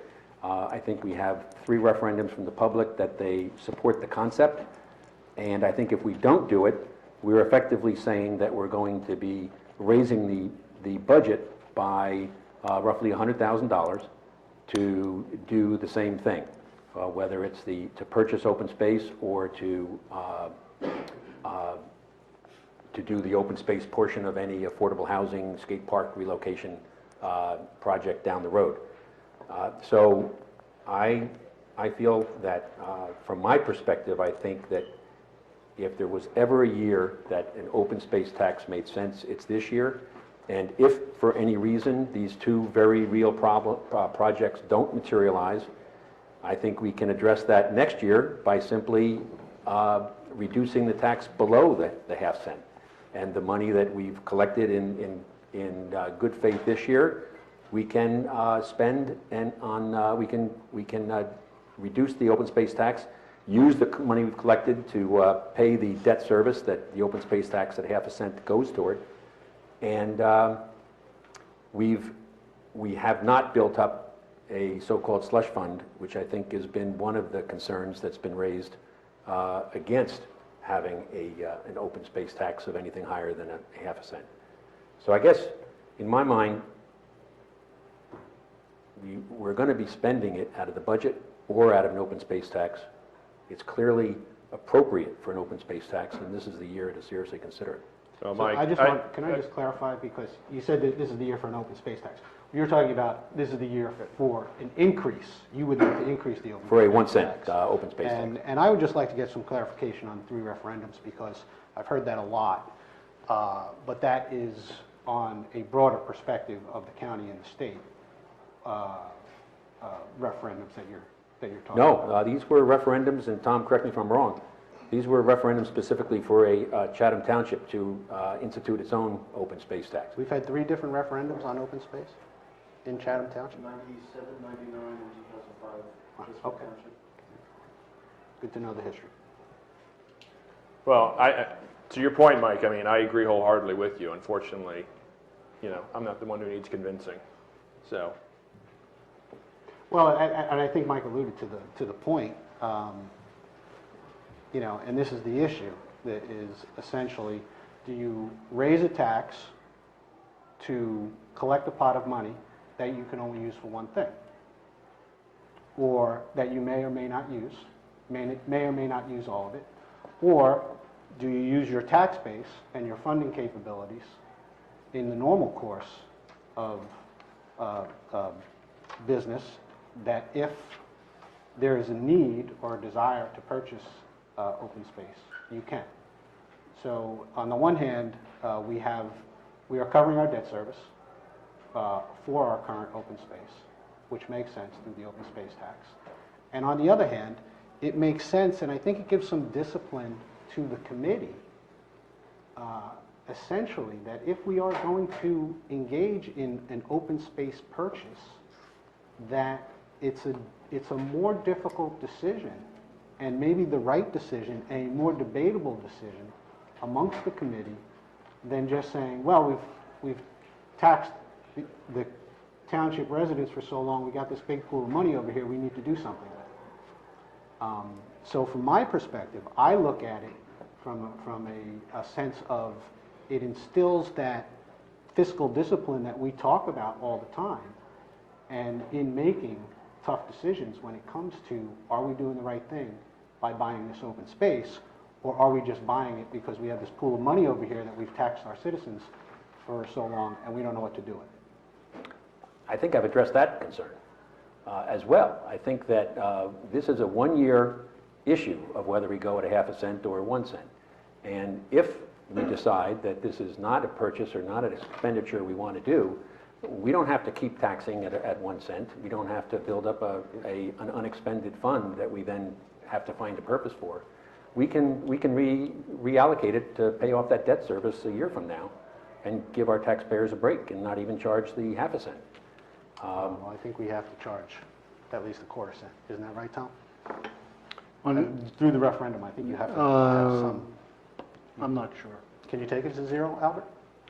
I think on any given year you probably can, but you're not going to qualify for Green Acres funding or county funding if you don't have You have to have some something. tax. Well, that's a But you could- that's a but- detail of whether we. Yeah, no, Yeah. that's true. You have to have, that's the issue. You have to have an open space Okay. tax and be collecting an open space tax in order, at least of a quarter of a cent, in order to qualify for So we may have to take 2 years to bring it back down, but that's a detail. The question I would have is how do we fund the 5% down payment for an open space purchase if we don't do it this way? We bond for it through the regular capital budget appropriations. Or we bond over and above the open Can I space tax can I as jump well. in to help with the math here? Because the budget as it was introduced included an appropriation for $50,000 to the capital improvement fund. That provides a down payment for $1 million worth of bonding. You're required to put down 5% down payment. The budget as it was constructed anticipated that the possible purchase of the open space property, with the purchase price that was being discussed, would require a $90,000 down payment, and that would come from the open space trust through the mechanism of increasing this tax to a penny for this year. Once you decided not to do that, when you voted to introduce this ordinance with only the half a cent, we now have a hole that we need to fix in the budget, one way or another. So we either have to use more surplus, we have to go back one step. We have to go back to the capital improvement fund and increase that from 50,000 to at least 140,000 in order to have enough down payment money for the regular improvements and the potential purchase of the property that's being discussed. So you then have a hole where you're either going to have a tax increase on the general tax rate for that amount, or you need to take it from surplus and use, instead of 3.1 million, we'd be using 3.2 million. We're going to have a discussion later on this evening, too, about the road improvement program and some ideas that maybe it might be an appropriate time to accelerate that program, which has the same ramification about increased money for the capital improvement fund and where does it come from? Do you get even more surplus? So I think globally you need to discuss this open space tax in conjunction with the rest of the budget. If you're going to leave it up at a half a cent, you need to make up that $90,000 contribution to the capital improvement fund from somewhere. And at the end of the day, at the end of the year, it comes out of the same pocket. Well, you know what, Kevin, I've been thinking about that because I have consistently agreed with you when you've said that it really it doesn't make a difference which pot of money it's in, whether it's in the open space trust or whether it's in our surplus or fund balance. And I kind of changed my mind about that. You know, I think we're at a position where this year we did not replenish all of the surplus that we utilized in 2016.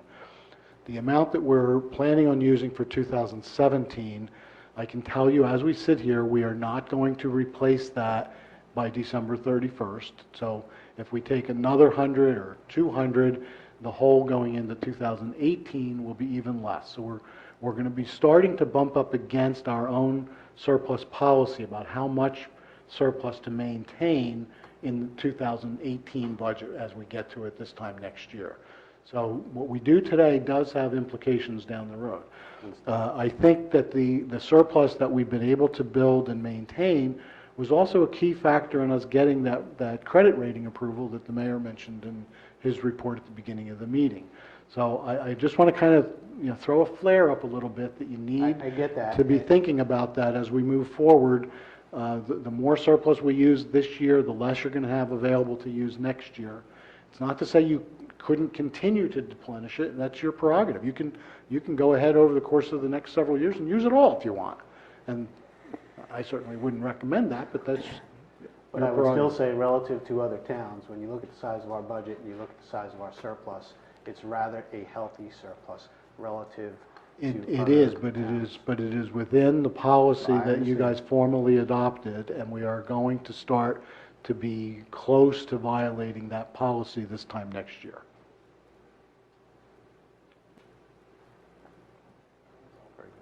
So the question in my mind is, we've had our professional staff recommending that we draw 3.1 million out of surplus this year. We are looking at the possibility, if we choose to go that route, of drawing another 100,000 to provide the 5% down payment on an open space purchase. And as Tom just mentioned, we're facing the decision to draw down another 100,000 in order to accelerate some road repaving to take advantage of possible savings there. So we're $200,000 above the first recommendation of our professional staff.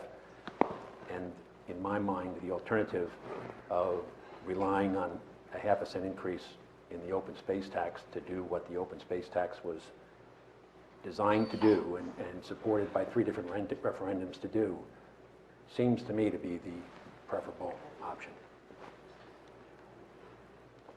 Any other comments? No, I think, we appreciate the dialogue and discussion. Certainly we had some last meeting, this meeting, it's been healthy, and Tom's comments have been further healthy. But I would propose that, based off of where we were last meeting, I would propose to move to introduce and approve this ordinance at a half cent. That's second. Yeah. Yeah, gotcha. So you're making a motion to adopt it as introduced. Moved and second. Mr. Mauer? Yes. Mr. Kelly? No. Mr. Sullivan? Yes. Deputy Mayor Schwartz? Yes. Mayor Ritter? Yes. Next item up is the salary ordinance 2017-06. Open up for public hearing. Anyone want to come forward? Chief? Seeing no one coming forward, open up for discussion in the committee. Do we allow non-residents anyway? Could the chief speak if he wanted to? Sure, why not? Yeah. That's true. Yeah, you're right. We're very You're inviting. right. We are very open and inviting community. Seeing no discussion, is there a motion to approve? So moved. Is there a second? Second. Mr. Mauer? Yes. Mr. Kelly? Yes. Mr. Sullivan? Yes. Deputy Mayor Schwartz? Yes. Mayor Ritter? Yes. Moving on to the consent agenda, we have Resolution 2017-067, appointing library trustee. We're going to hold that one until the next meeting. Outside of that, Greg, you want to read the others? Yes, we have Resolution 2017-065, payment of bills, 2017-066, approving meeting minutes, 2017-068, releasing escrow balances, and 2017-069, salary resolution. Is there a motion to approve? So moved. Is there a second? Second. Just a procedural question. Do you actually maintain those numbers? You don't renumber them to keep them in order? Yeah, that resolution that was pulled, that'll, assuming it's ready to go for the next meeting, it'll maintain the same number. It'll maintain that number? Okay. Yeah. So, Mr. Mauer? Yes. Mr. Kelly? Yes. Mr. Sullivan? Yes. Deputy Mayor Schwartz? Yes. Mayor Ritter? Yes. Next item up is Resolution 2017-070, authorizing application for LOI for skate park property.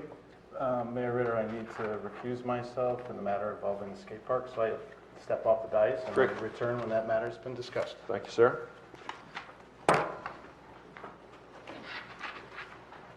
Is there a motion? Don't go far. Is there a motion to approve? Can we get some explanation on this, please?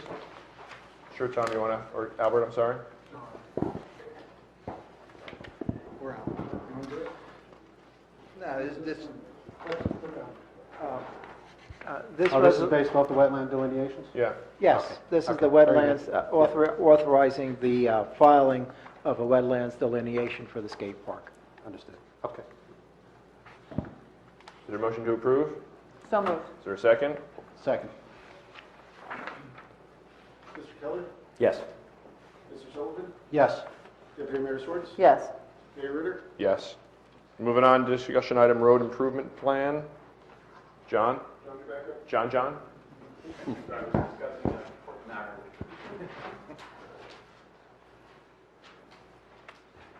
Thank you, Mayor. I'm going to start off with the 11 by 17 maps.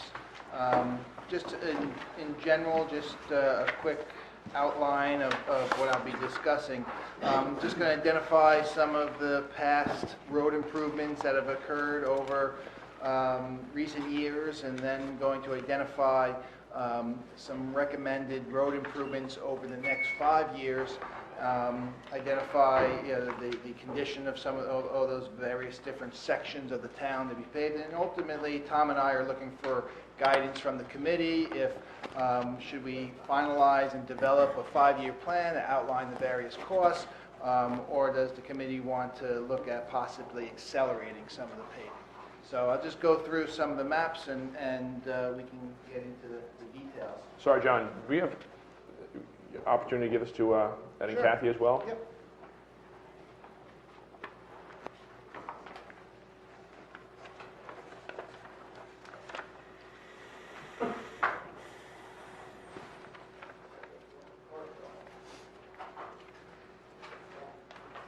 Holy cow. I'll hold yours, you hold mine.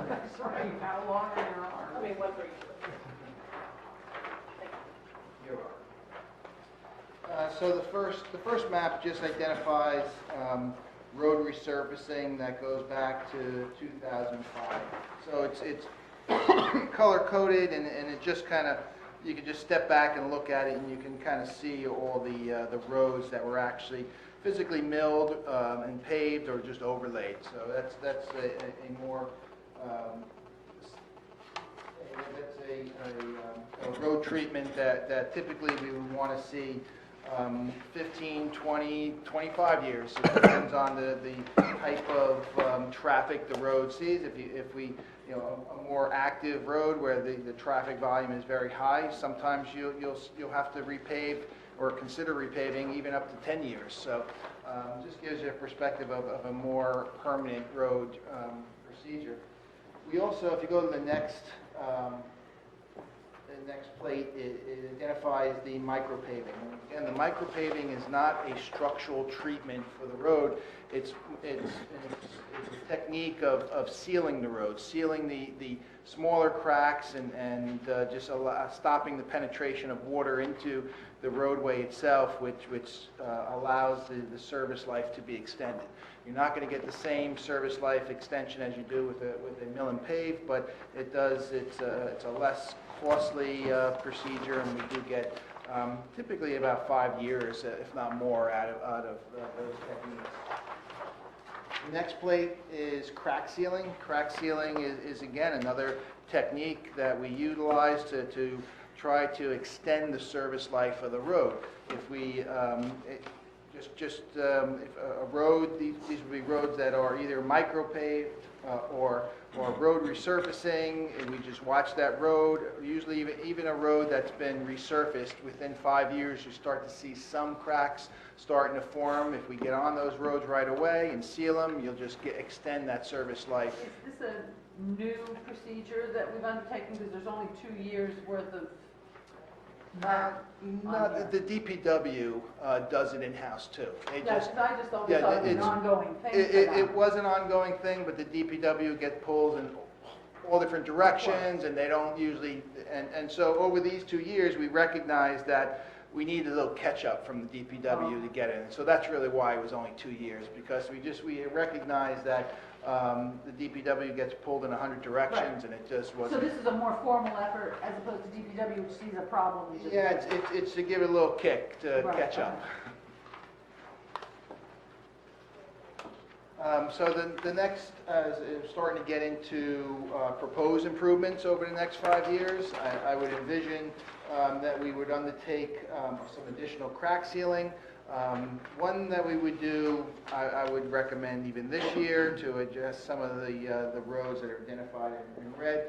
And the Group B that I identified, those are roads which I would contemplate that were resurfaced relatively recent, that I would want to target and monitor those. So perhaps we don't micropave again in 2018, but we target perhaps in 19 for the crack sealing. But the Group A is something that I believe that we should look at and focus on those roads immediately before they get any further deterioration.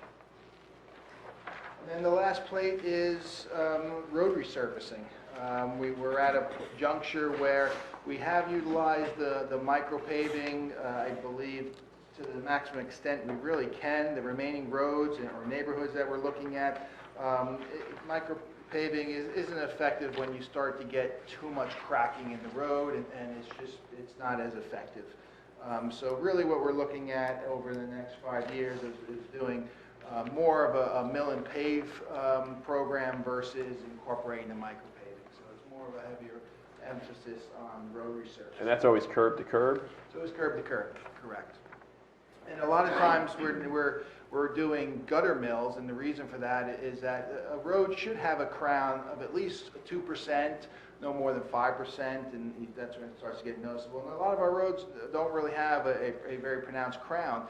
And the crown is important because it sheds the water to the curb so that you're not getting standing water in the road, which penetrates the road. It's just a management of water, and it helps preserve the road even further, with a proper crown. So in many cases, what we do is we'll just do a gutter mill. We'll just cut the edge along the curb line so that we blend into the driveways, but we put a little more material in the center to increase the crown. So we generally grouped into the various neighborhoods because it's just, we could certainly start to jump around in different roads, but it does go well because a lot of times these neighborhoods were developed around the same time, so we do start to see that the roads are similar in their condition. So we have the various neighborhoods. So I'll just go, that's where we stand. I have targeted neighborhoods, and then I have other roads, and these other roads are just some outlining roads. Some of the roads probably we would target for perhaps a DOT grant. Hickory may be one, Bridge may be another. Those are roads that we may target for the DOT funding. Right now, we submitted an application for Roberts and to turn Dale into school. Likely not going to hear anything on that until the summer, but just identified. God bless you.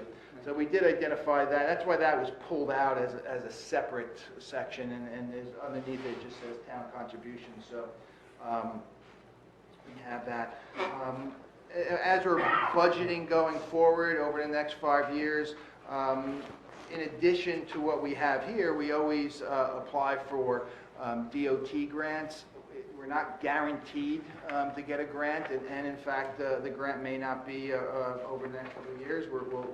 Each year we target what application we want to submit. Sometimes it's a sidewalk project, sometimes it's a road project. So, but for budget purposes, we never request 100% of a grant to fund the road, because DOT has a point system, and you do get additional points if you fund a portion of the project. So we always present our grant applications in the best light, and so we always have a portion to fund that grant application. So if we do jump to the 8.5 by 11, I just have it set by neighborhood and just list the roads, identify the costs associated with it. And this is in a progression at which of priorities. Sunset neighborhood, we haven't done any significant maintenance in that neighborhood. The roads are in poor condition, so it's an area that I target as one of the prime neighborhoods to do some work. Dale is another section where we haven't done any improvements. We haven't done any micro paving. Primarily because Dale has been going over a significant transformation with all the rebuilding, and there's a lot of road. So we didn't want to pave it and then still have the road being potentially damaged by the developers. Not to say that Dale Drive is done. There's going to be more construction, but it is at a point where we have postponed any work in that area probably for at least 5 years. So it's a neighborhood to be targeted. I have the municipal... You said postpone doing any work on that street? Yeah, we have, well, we do, we have, the DPW certainly does any pothole repairs and keeps the road safe in that capacity, but we haven't done any crack We sealing. have postponed. You're not saying we're postponing. We have postponed Past in the past. tense. Yeah, past tense. We haven't done any micro paving, we haven't done any paving or crack sealing in that neighborhood. It was targeted for resurfacing in the future, and the future is here. Van Houten was a neighborhood that we did do micropave and some crack sealing. It's the crack sealing, that was a different technique that we used for that one. That was actually the first micropaving project that we did. That neighborhood is at a point where it does need to be resurfaced now. And then moving along, Long Hill neighborhood. Long Hill, we haven't done any micropaving or major work in that area, but there has been quite a bit of work from the DPW doing patchwork, and so certainly that neighborhood has not been ignored, but it has done some work, but nothing under the major capital. It's more internal maintenance we've been doing on that roads. Wickham Woods, we've done micropaving and crack sealing on the roads. We just completed the drainage project. We could certainly postpone work on that road because, when you drive it, you can see, we still see the benefits of the micropaving and the crack sealing always there. But it is something that will be targeted towards within the 5-year program. But certainly when you look at the priority of neighborhoods, that's why that is ranked a little lower. And then we just have the other roads, and the other roads I think maybe incorporate over the course of the year. And like I said, some of the roads such as Bridge and Hickory might be great candidates for grant applications. So this is generally the areas that we feel that need to be targeted over the next 5 years. And so the next question is how do we implement a 5-year program, or do we look at it more aggressively? There's 2 more sheets that I attached to the table, and one is the asphalt cement price index. That's a publication issued by the New Jersey Department of Transportation, and it's basically identifies the cost of asphalt over the last couple of years. And then you can see there's been a quite drop in the cost of asphalt. And then one of the... John, can you explain the asphalt marketplace? Like, when do they set the prices? How long are they good for? There's actually, under the New Jersey Public Contract Law, there's a requirement to adjust your price of paving based on the DOT's index that they publish monthly.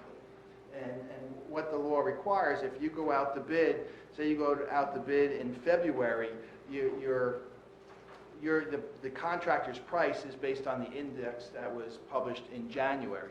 So then you don't actually pave until July. You actually compare the price index from July and from January and July. You look at the difference, and there's an equation that you have to, and then the contractor is either entitled to an increase in his price because the asphalt price have gone up, or there's a reduction, and that you can get a credit for the bid. So even though you contract in February, you're still open to some percentage of the market movements you're still exposed to? Correct. And there's a caveat that it does require that you provide, that the installation is more than 1,000 tons, but we're always over that threshold. Right, okay. So asphalt, even though we go out the bid and the asphalt price is adjusted, and it does fluctuate, but over the last couple of years, that it certainly has dropped significantly than what was experienced back in 2013. One of the what we have been utilizing is the Morris County Co-op pricing, and that's Morris County. It's a collaboration of multiple municipalities, and they go out to bid every year, and they have a bid item that is for road resurfacing and milling, and that price, it's usually very competitive. We typically, if we go out to bid the project ourselves, we don't typically beat that price. That's definitely, there's cost savings going with the Morris County Co-op. But the downside going with the co-op is that you do not have a contract in hand that says they have to complete the work in 60 days. You have to get on their schedule, you got to call them constantly. So there is a cost for getting the lower price, and we work with that. And the biggest issues that I've had is that they do tend to give you short notice, and then we're scrambling getting the notice out to the residents, but we do try to give the residents advance notice, at least 2 weeks, a month in advance, that it's happening, and then we'll let you know. And then we like to give people more advance, but it hasn't, we've made it work. And so I do try to recommend the use of the Morris County Co-op, because in the end, when the road is paved, and even if we get a little difficulty with the scheduling, a year from now, you appreciate the savings that you had from doing it going through the Morris County Co-op. So with the Morris County Co-op, the price for 2017 is low. If you go back 2 years from 2015, there's a 20% reduction in the price of the paving. So there is this year is a consideration that the price is historically low. So if we do want to more aggressively do more roads this year, the pricing is very favorable for that. So pricing driven by demand for asphalt, John, or is it driven by the price of oil? And it's driven by the price of oil. It fluctuates with the price of oil, so part of it is your view of what the future for oil is. Correct. But it's also demand plays a role into it as well. Absolutely. Yeah, asphalt. It's only about 6% of the asphalt material itself. The rest of the material is fine grain materials and stone. And then when the price of your price per ton is all labor intense. So it's, the price of asphalt is a component, a significant component, but there's a lot of other factors when you price a place of material. So this is a total of about $2.2 million in potential So road work. it's about 2. Just over 2 million, yeah. Well, it's, if you add up everything that I have here, assuming we do not get a municipal aid grant, it's almost 2.5 million when you add in the crack ceiling, because the crack ceiling is about $125,000 for that. So you're in that range of the entire program over 5 years. Plus, on top of that 2.5 is each year, if we're lucky to get a grant, there is a contribution. That contribution is not probably in the $30,000 to $50,000 range each year. Yeah, so the numbers beyond 2017 obviously have some flexibility in them, but they will be likely to change a little bit as we move forward. I would like to suggest to you that you consider doing 3 major pieces here in 2017, and that would be the Sunset, Dale Drive, and the Van Houten. Those, using John's math, come up to about $1,231,000. If you round it to $1,250,000, and then the 2018, do the remaining 2 neighborhoods, which is Long Hill, the remainder of Wickham Woods, and what John has classified here as municipal aid application. I'm not sure, what did you call that, John? The 146? Municipal aid, that's Oh, that's the Robert. Robert Drive, so That's no. a Robert. So Yeah, we're so thinking no. that may happen But yeah, if this we don't year. get the grant, then in 2018, we'd be looking to do that. And then the miscellaneous stuff kind of gets feathered in a little bit, doesn't it? It does. You know, I think, like I said, with the crack ceiling, so you don't necessarily target a specific year for that. We may spread that over the couple of years, but for our purposes tonight, I would like to suggest that you consider an amendment to the budget that would change the capital budget to provide $1,250,000 for road repairs. That would then require down payment money of $62,500. We're already going to have to do an amendment to the budget to increase the capital improvement fund by the $90,000 associated with the open space purchase. So what we would need to do is an amendment that increases the capital improvement fund to $166,500, and then you need to find $116,500 in other revenue, and presumably you're looking to take that from surplus. So to make this happen, to be able to go forward with this aggressive paving and the possible open space purchase, you need another $116,500 from surplus. And that would have to be done as an amendment at the next meeting. Just so I understand it. So John, in the township, do we do a street condition survey, and is there a point system, in terms of how we evaluate whether a street needs to get paved or repaved or the degree of it? And then how would you assess the whole overall township in terms of percentage that, is failing and we need to do it eminently, and those that we can, defer for future years in terms of as an alternative to, Tom's recommendation of an accelerated program? I'm just trying to get an understanding of, how imminent is the need, and what is the condition of the streets that are being proposed to be repaved?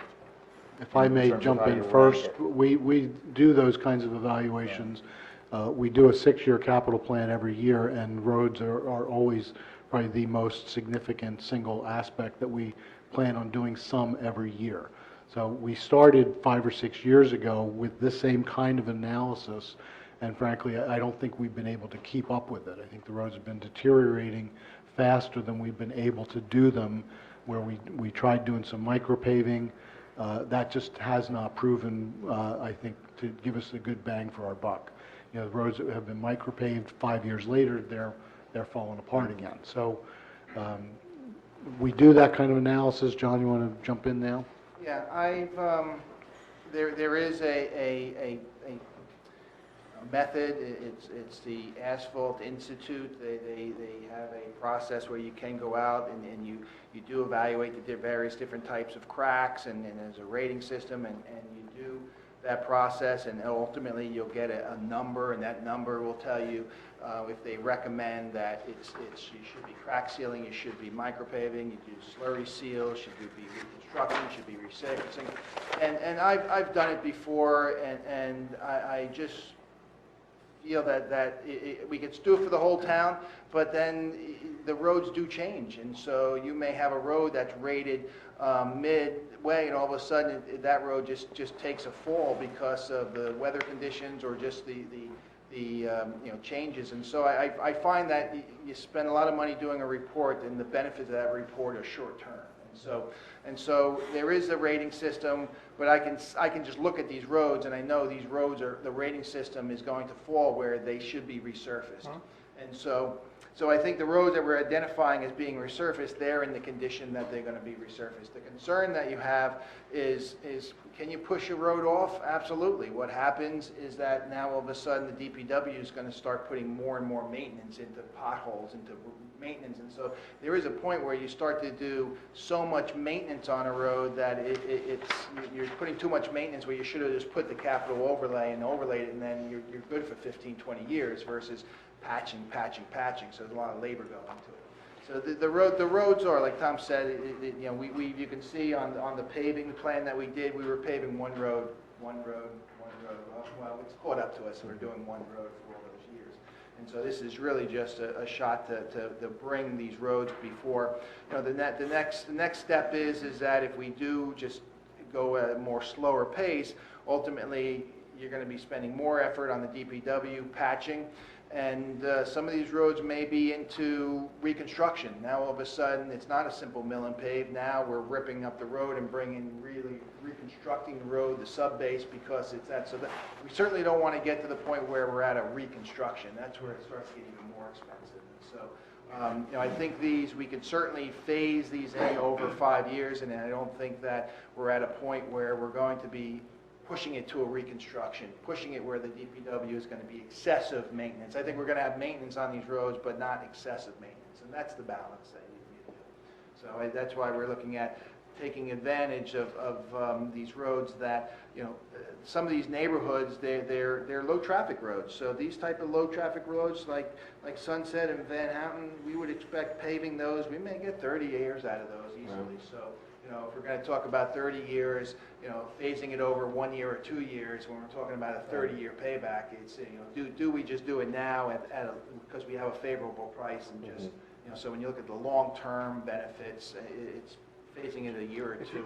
If you were to accelerate it as what's being proposed, is there a savings because you're doing it in a larger lot?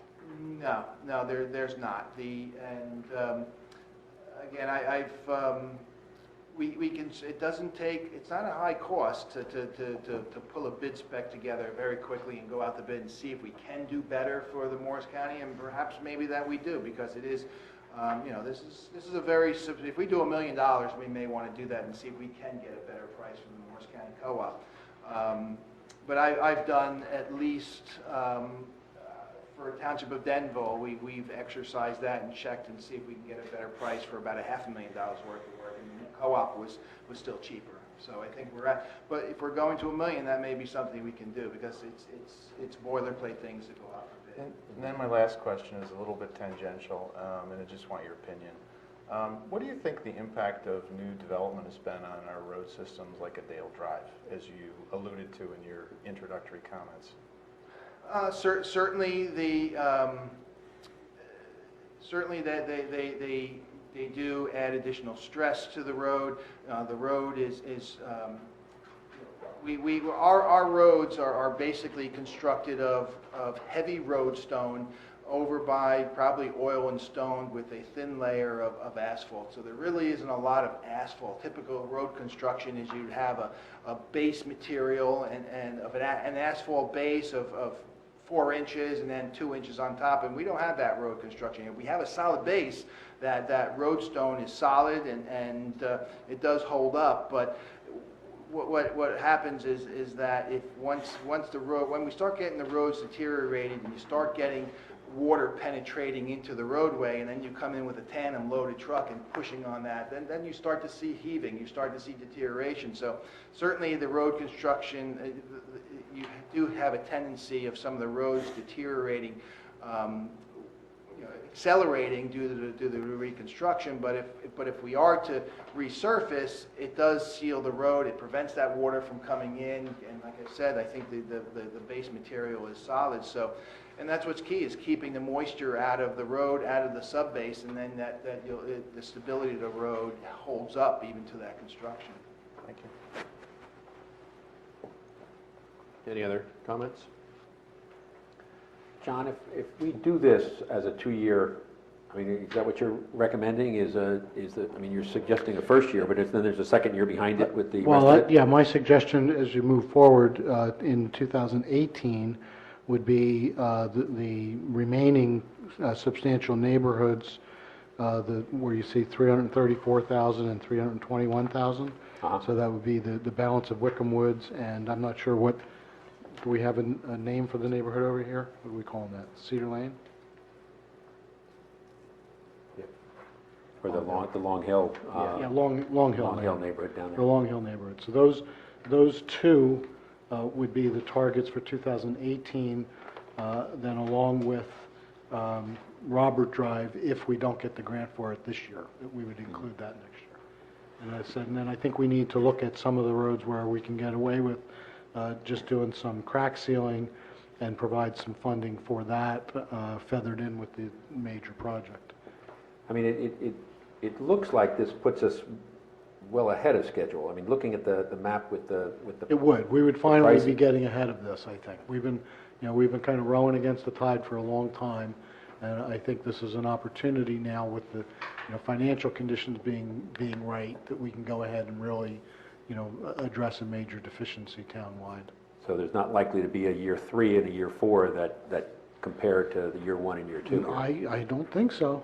I think at that point, we're into just maintenance and going back and crack sealing things as they, get to be 4 or 5 years old, and you do start to see some cracking, but I think the major stuff would be finished for a long time, right? This is pretty significant. Am I missing something here, John? No, well, I guess if you look at the, an ideal situation look at the mile, I don't have the numbers in front of me, but what we looked at, if you look at the total mileage of roads and that the roads are going to typically last 20 years, you can project that you should be paving probably 150 a year in that range, 200. That's so. Yeah, we will always be doing some. You see on the color coding. Because some of the area road, there's always going to be, after this 5-year plan, we may be, are going back to what you showed on the first slide of a road here, a road here, a road here every year. We may be right back to that location where that is an effective road. Yeah, well, there's 3 significantly sized neighborhoods that are not color-coded here because we've addressed them previously, but they're going to be popping up in 4 or 5 years. When would work begin if we were all approve it?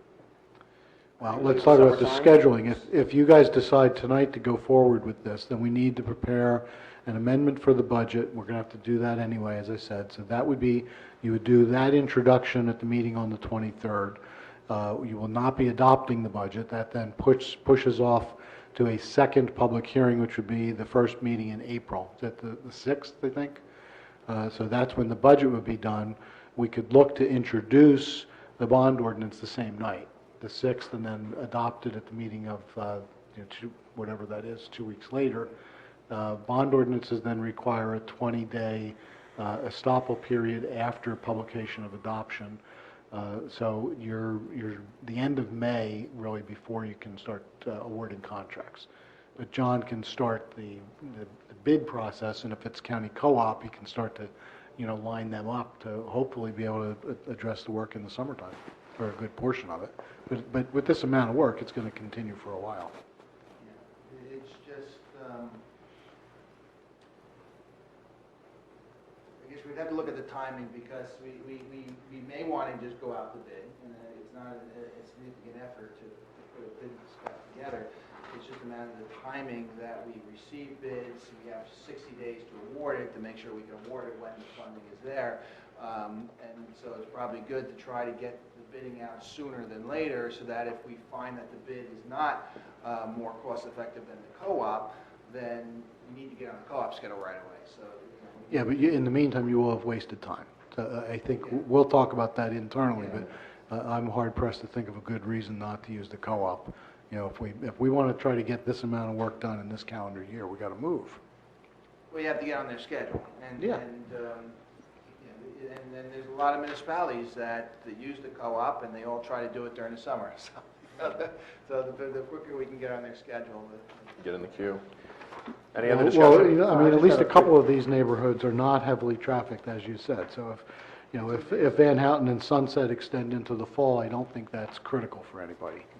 What happens Right, if something, just turkey trot. what happens if something pops up that needs to, all of a sudden needs to be done? So figure, for example, if the Dixie-Dale project were to start, and all of a sudden we find out that Hillside or that section of River Road, which I don't believe is a county road, all of a sudden, because of the increased traffic going on there, would we be able to take money from a project that we pre-approved and move it to do something there as kind of triage? It's not the way I would want to address it, but I'm not sure that I understand the Well, question. because I think we'll be you know, beyond, we would be, If you're on Dale Drive, for example, Yeah. you know, you're driving down Dale Drive and you go, wow, this road, or even back in the day before we did Wawanaka, a year ago, Wawanaka Lane, Mhm. and you think these roads really, really have fallen into disrepair. So obviously we've addressed that, but if that situation were to come up, with a Well, road I that's think not on we this just plan- paved both of those Well, roads I you think- mentioned, I think- Hillside and River Road were just done a few years ago. I think we would do another snapshot next year and just say, do Just we a want sort to of a continue? Yeah, reevaluation. do we want to continue with the next phase, or do we need to adjust with these other roads or other things? Right, so But I it think could we're at a, conceivably be adjusted. yeah, absolutely. Yeah, I think that, You're I not, think we're, you're never locked in. You know, the capital budget section of our budget does not appropriate any funds. It's a planning document, Right. but it doesn't authorize the spending of one penny. The spending authorization is when you do the bond ordinance. Right, so And when if we're things looking have, at and this if things map, have changed, even if things change between now and when you do the ordinance later this year, the first thing you do as part of that process is to amend the capital budget to be consistent with the ordinance that you adopt. So you're not locked in until you do the ordinance and spend the money. And even after you do the ordinance, you can amend it. You know, if something comes up and you want to, you know, reappropriate the funds for a different project, you can do that. You always have that flexibility. John, as it relates to like Dale and all the construction's going on there, if you repave it, would it make any sense, or does it make a difference if you had like weight restrictions on these roads after the fact?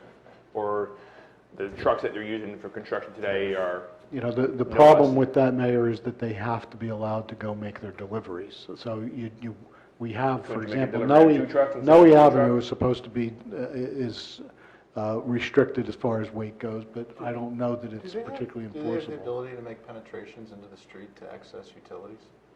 That would cause the problem that you explained earlier about water penetration into a newly paved or Yeah, repaved street? that's one of the, we did discuss amending our street Right. opening permit, and that's in the works of coming to the committee.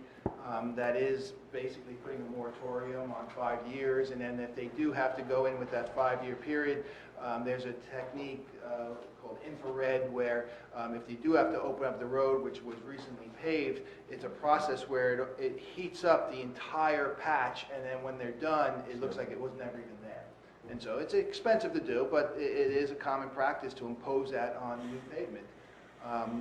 So a lot of the times, the existing utilities are being reutilized for the tear down rebuild. They're reusing them. And when we do issue a new lock rating plan, when we do a final inspection, many of the roads that we did micro paving or resurfacing, we look around and make sure that the contractor didn't damage the road by taking off his excavation equipment or do something else or damage a curb. And we do make the developer fix the road. You know, more than once I had some of them doing some seal coating or doing some crack sealing or fixing curb. That's kind of more common than not to have them just do something where they do like final inspection. So, just last question, and the color coding and just the order that you've put the street work on, is that the rank order in terms of the relative need of repaving, just so I understand the chart? Or is it not, it's not in No, any it's- particular order? It's not. The particular order, which I felt was what the greater need was based on the sheet, the table. And so Sunset, Dale, going in that direction. Any other comments, discussion? Everyone in agreement with the proposal? Yes. All right. You'll figure it out, Tom? It's all right. Great. So again, just to recap, what you're going to do is at the meeting on the 23rd, we'll present an amendment that's going to increase the contribution to the capital improvement fund from 50,000 up to 166,500. That's going to allow for all the other things that you saw previously listed in the 2017 capital. It increases road improvements from 650 up to 1,250,000. Rounds John's number up just slightly. And then I guess we didn't particularly say yes, but I'm assuming that you want to use the additional 116,500 from surplus. Is that correct? Yes. Okay, so that's the amendment that'll be prepared for you. You'll consider that on the 23rd, and then have to do a second public hearing on that at the April 6th meeting, and then we can move forward. And Tom, the co-op's already asking for what you anticipate during the year. So Yeah, well, you can call them and tell them. And John, when was the last time we ever did something so significant as this? For road Yeah. resurfacing, we've never done a project this size. This significant? No, absolutely, we've never done it. So, in over 200 years, the most significant road improvement. I would think so. Only communication will be much better. Exactly.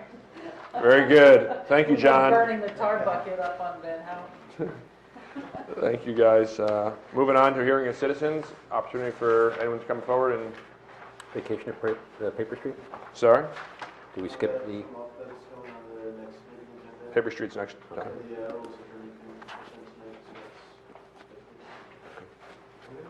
Paper Street? Earl. Wow, that is... Seeing no other, anyone else coming for hearing of citizens? Greg, you want to read the executive session resolution, please? Sorry? What I'm going to ask you to do is that as we go into executive session, there's two subjects there to discuss that Mr. Mauer will participate in. I'm going to ask you to come back out, assuming you want to vote on the one resolution, the personnel matter, and then we would go back into executive session, and Mr. Mauer can go home and watch basketball. Well, I don't know about that. Yeah, okay. That works for me, actually. It works for me. Let's make him sit out there. Yeah, exactly. Okay, for our first executive session, Resolution 2017-P-03, resolution of the Township Committee of the Township of Chatham and the County of Morris, State of New Jersey, authorizing conference of the Township Committee with the public excluded, whereas NJSA 10:4-12 of the Open Public Meetings Act permits the exclusion of the public from a meeting in certain circumstances, and whereas the Township Committee of the Township of Chatham is of the opinion that such circumstances presently exist. Now therefore be it resolved by the Township Committee of the Township of Chatham, County of Morris, State of New Jersey as follows. The public shall be excluded from discussion of the specified subject matter. The general nature of the subject matter to be discussed is as follows. Property acquisition, open space, and personnel. It is anticipated that the minutes on the subject matter of the executive session will be made public upon conclusion of the matter under discussion, and in any event when appropriate pursuant to NJSA 10:4-7 and 4-13, the committee will come back into regular session and may take further action. The resolution will take effect immediately. Is there a motion to approve? So moved. Is there a second? Second. Mr. Mauer? Yes. Mr. Kelly? Yes. Mr. Sullivan? Yes. Deputy Mayor Schwartz? Yes. Mayor Ritter? Yes.